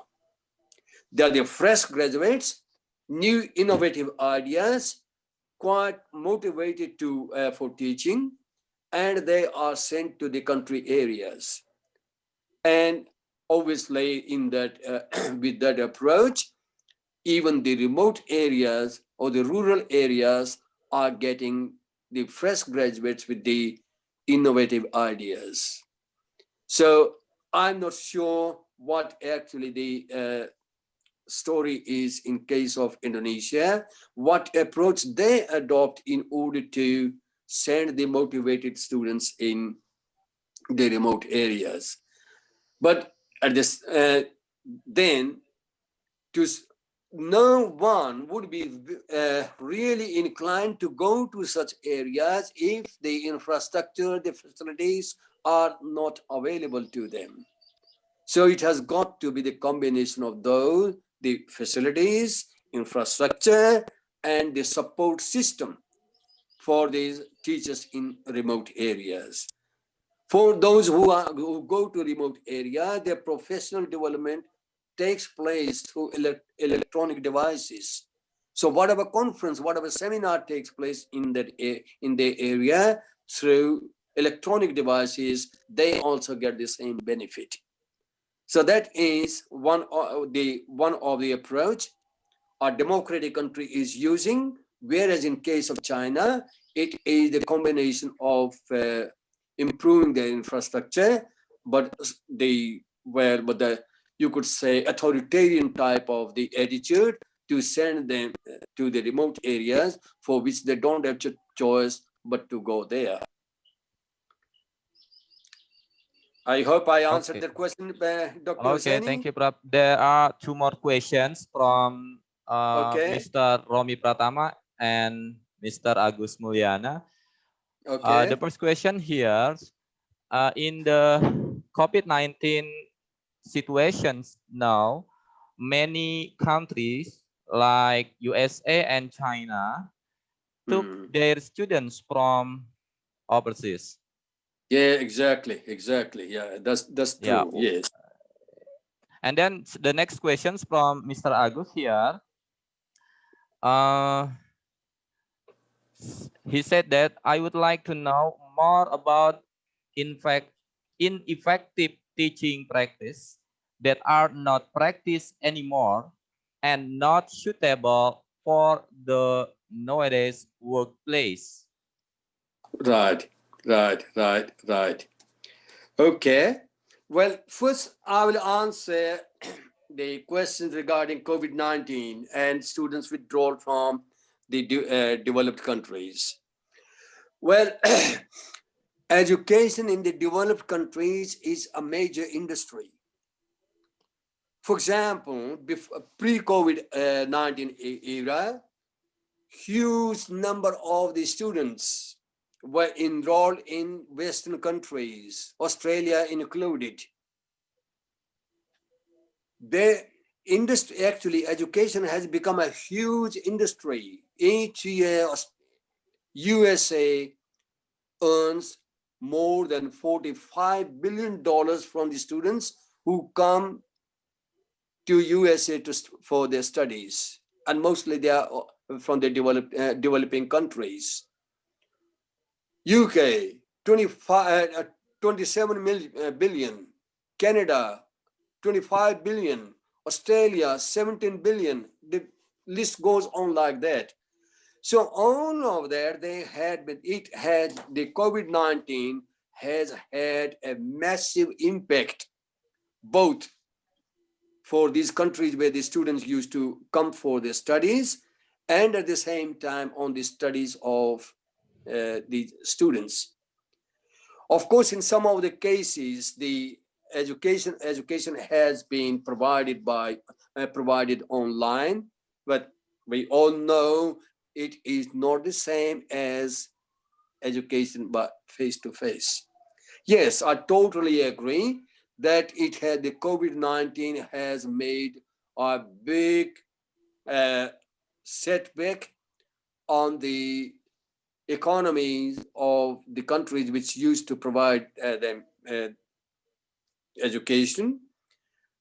And at the same time, those who had been enrolled in the universities, they also have got the setback. But let's hope that this is only on a temporary basis. And in the meantime, on the positive side, something has come up is that online education has become a very, very important mode of education. So yes, I would say, it is a temporary drawback, and the students from the developing countries will still keep going to the developed countries. And one of the reasons is because in developing countries like Indonesia, middle class is expanding, more money is coming to the people, and they want their children to get the good quality education. And if their own education system is not providing that, well, obviously they would like to go overseas for upgrading their qualifications. So the answer for that one is, it is very important that we improve our education system, and the spending on education has got to be increased. Yeah, there's someone said, oh, spending on education is too much, but just imagine the cost if we reduce the spending on education. Alternative is we continually keep going backward. So there's no escape from it, and the students have got to be, those who have got the money, they certainly would like to get good education. Second question is regarding what about that? How to get rid of the ineffective education?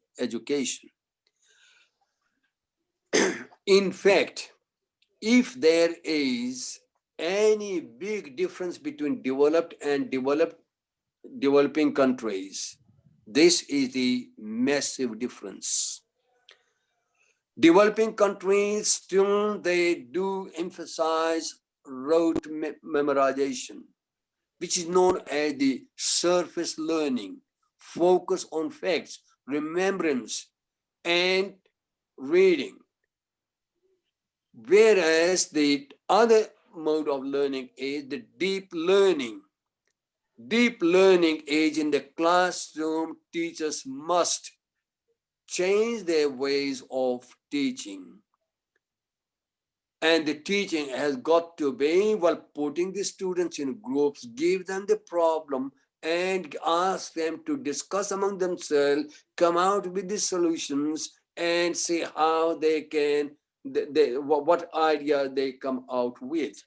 So this is a much more transformative pedagogy rather than simply teacher goes there, well, okay, whereby he teaches a lesson and said, well, I have done my job. It is up to them to learn or not.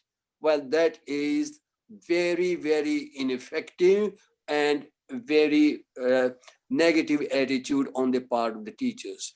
Whereas in effective education system, teacher takes the responsibility with the idea that every child is capable of learning, and they do their best to draw the best out of the students.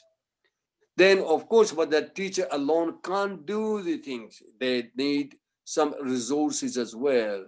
So it has got to be from top to bottom a combined effort, sending the teachers, training the teacher with a positive attitude, providing them the resources and help from the leaders and resources from the government. When they go, and at the same time on job training through professional development. So when these things go together, well, certainly ineffective system is converted into effective system. If the question is not fully answered, please don't hesitate to ask again. Okay, no more questions, Props. That's all for you. Okay. Baiklah, Okay. Bapak dan Ibu telah sampai pada sesi terakhir pada kesempatan ini, pada sesi ini. Saya moderator tidak dapat menyimpulkan banyak ya. Mungkin kita sama-sama mari kita tingkatkan kompetensi kita untuk memanfaatkan bonus demografi yang ada pada negara kita ini dengan cara meningkatkan terus kompetensi dan juga pendidikan kita. Baiklah Bapak dan Ibu, demikian sesi presentasi dan diskusi ini.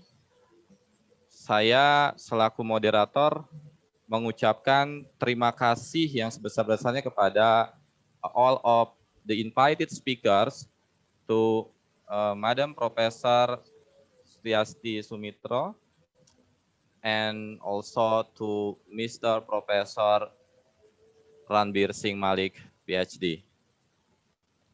Selanjutnya saya kembalikan kepada MC. Saya tutup. Wallahul muwaffiq ila aqwamit thoriq. Wassalamualaikum warahmatullahi wabarakatuh. Thank you, Prof. Warahmatullahi wabarakatuh. Well, I need my nasi goreng. Oh, yes. We are going to eat together when you come here. Yeah. Next year maybe. Yeah. Thank you. Thank you very much, Prof. Thank you, Ranbir. everyone. I really enjoyed. Yeah, thank you. And thank you, Professor Sumitro. Thank you, Professor Kamil. And thank you, Ibu. And thank you, Imam. Ya, oke. Baik, terima kasih Bapak Ibu. Dan terima kasih kepada para pembicara. Selanjutnya yaitu kita menuju ke penghujung acara, doa penutup yang akan dibacakan oleh Bapak Dadang Saifullah MPD. Now we're going to have a closing prayer, okay, for Bapak Dadang Saifullah MPD. Time is yours. Warahmatullahi wabarakatuh. Waalaikumsalam warahmatullahi Astagfirullahaladzim. Allahumma salli ala sayyidina Muhammadin fil awwalin wal akhirin wa sallim wa radiyallahu tabaraka wa ta'ala an sahabati rasulillah ajma'in. Amin. A'udzu billahi minasy syaithanir rajim. Bismillahirrahmanirrahim.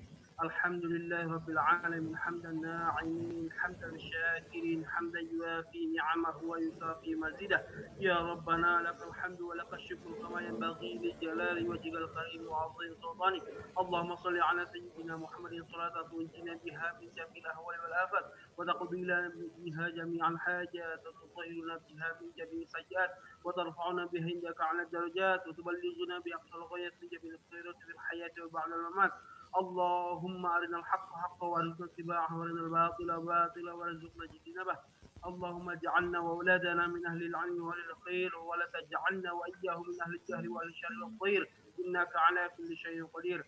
اللهم هون علينا في شكرات الموت والنجاة من النار والعفو عند الحساب. اللهم اغفر لنا ذنوبنا وارحمهما كما ربيانا صغارا. اللهم ربنا آتنا في الدنيا حسنة وفي الآخرة حسنة وقنا عذاب النار. وصلى الله على سيدنا محمد وعلى آله وصحبه وبارك وسلم. سبحان ربك رب العزة عما يصفون وسلام على المرسلين والحمد لله رب العالمين. يختم القرآن الفاتحة. أعوذ بالله من الشيطان الرجيم. بسم الله الرحمن الرحيم. الحمد لله رب العالمين الرحمن الرحيم مالك يوم الدين. إياك نعبد وإياك نستعين اهدنا الصراط المستقيم صراط الذين أنعمت عليهم غير المغضوب عليهم ولا الضالين. اللهم فيك. السلام عليكم ورحمة الله وبركاته. Waalaikumsalam Waalaikumsalam warahmatullahi wabarakatuh. Waalaikumsalam warahmatullahi wabarakatuh. Okay, thank you very much. Now we're coming to the end of the online international Studium General by saying Hamdalah. Alhamdulillah. Alhamdulillah. Thank you very much for the speakers for the informative and insightful presentation. And for the Thank you very much. participants, the certificate will be sent to your email right away after the event. And good afternoon. Have a nice day. Wassalamualaikum warahmatullahi wabarakatuh. Waalaikumsalam warahmatullahi wabarakatuh. Oke, thank you very much, Prof. Thank you very much Latif. semuanya. Terima Prof. Rambir. See you Prof. next time. Okay, thank you. Prof. Remi. Assalamualaikum warahmatullahi wabarakatuh. Waalaikumsalam. Waalaikumsalam warahmatullahi wabarakatuh. Tidak ada foto bersama. Oh, nggak ada foto ya? Iya nih, harusnya Foto ada sesi masing-masing. foto bersama nih buat kenang-kenangan. Host nih Pak Romi ngerekam kayaknya. Ada rekamannya ada? Ada. Iya. Foto itu tuh. Romi udah ada. Pak Romi ya di screenshot Prof. ya. Tati, assalamualaikum. Terima kasih Prof. Tati. Sampai ketemu. Bye, Terima kasih, Sally. Prof. Thank you. Terima kasih. Terima kasih. Sampai ketemu Terima kasih lagi, untuk para Prof. narasumbernya. Siap, Diberikan. Amit. Amin. Izin live Terima ya. kasih Profesor. Atur nuhun ya, Prof. Lev. Atur nuhun semuanya. Hatur nuhun. Abdi, Terima kasih buat semua rekan-rekan panitia atas undangannya. Pak Ya, Imam, terima sama-sama. kasih undangannya. Terima kasih kembali telah bergabung.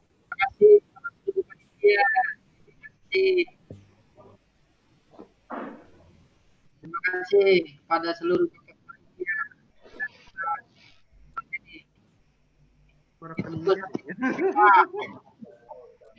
Pak Imam pulang jam berapa Pak Imam? Mau mampir ke rumah nih Pak Imam. Ya, mampir malam. Mau ngambil mic Pak Imam. Astagfirullah, bener mic-nya masih di rumah ya. Gak apa-apa, Siap, siap. selalu dipakai malam Sabtu kok.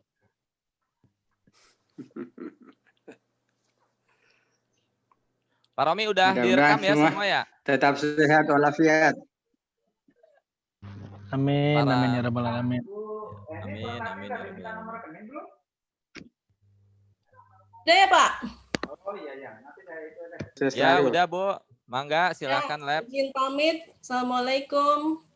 Waalaikumsalam. Terima kasih Bu Eta. Izin pamit semuanya. Ya, terima kasih Pak Maulana Sani ya.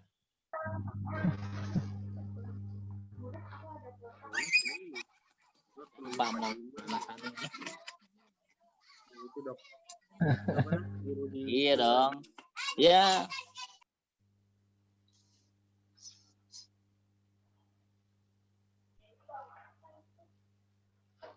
Pak Imam, Duren Medan, Pak Imam.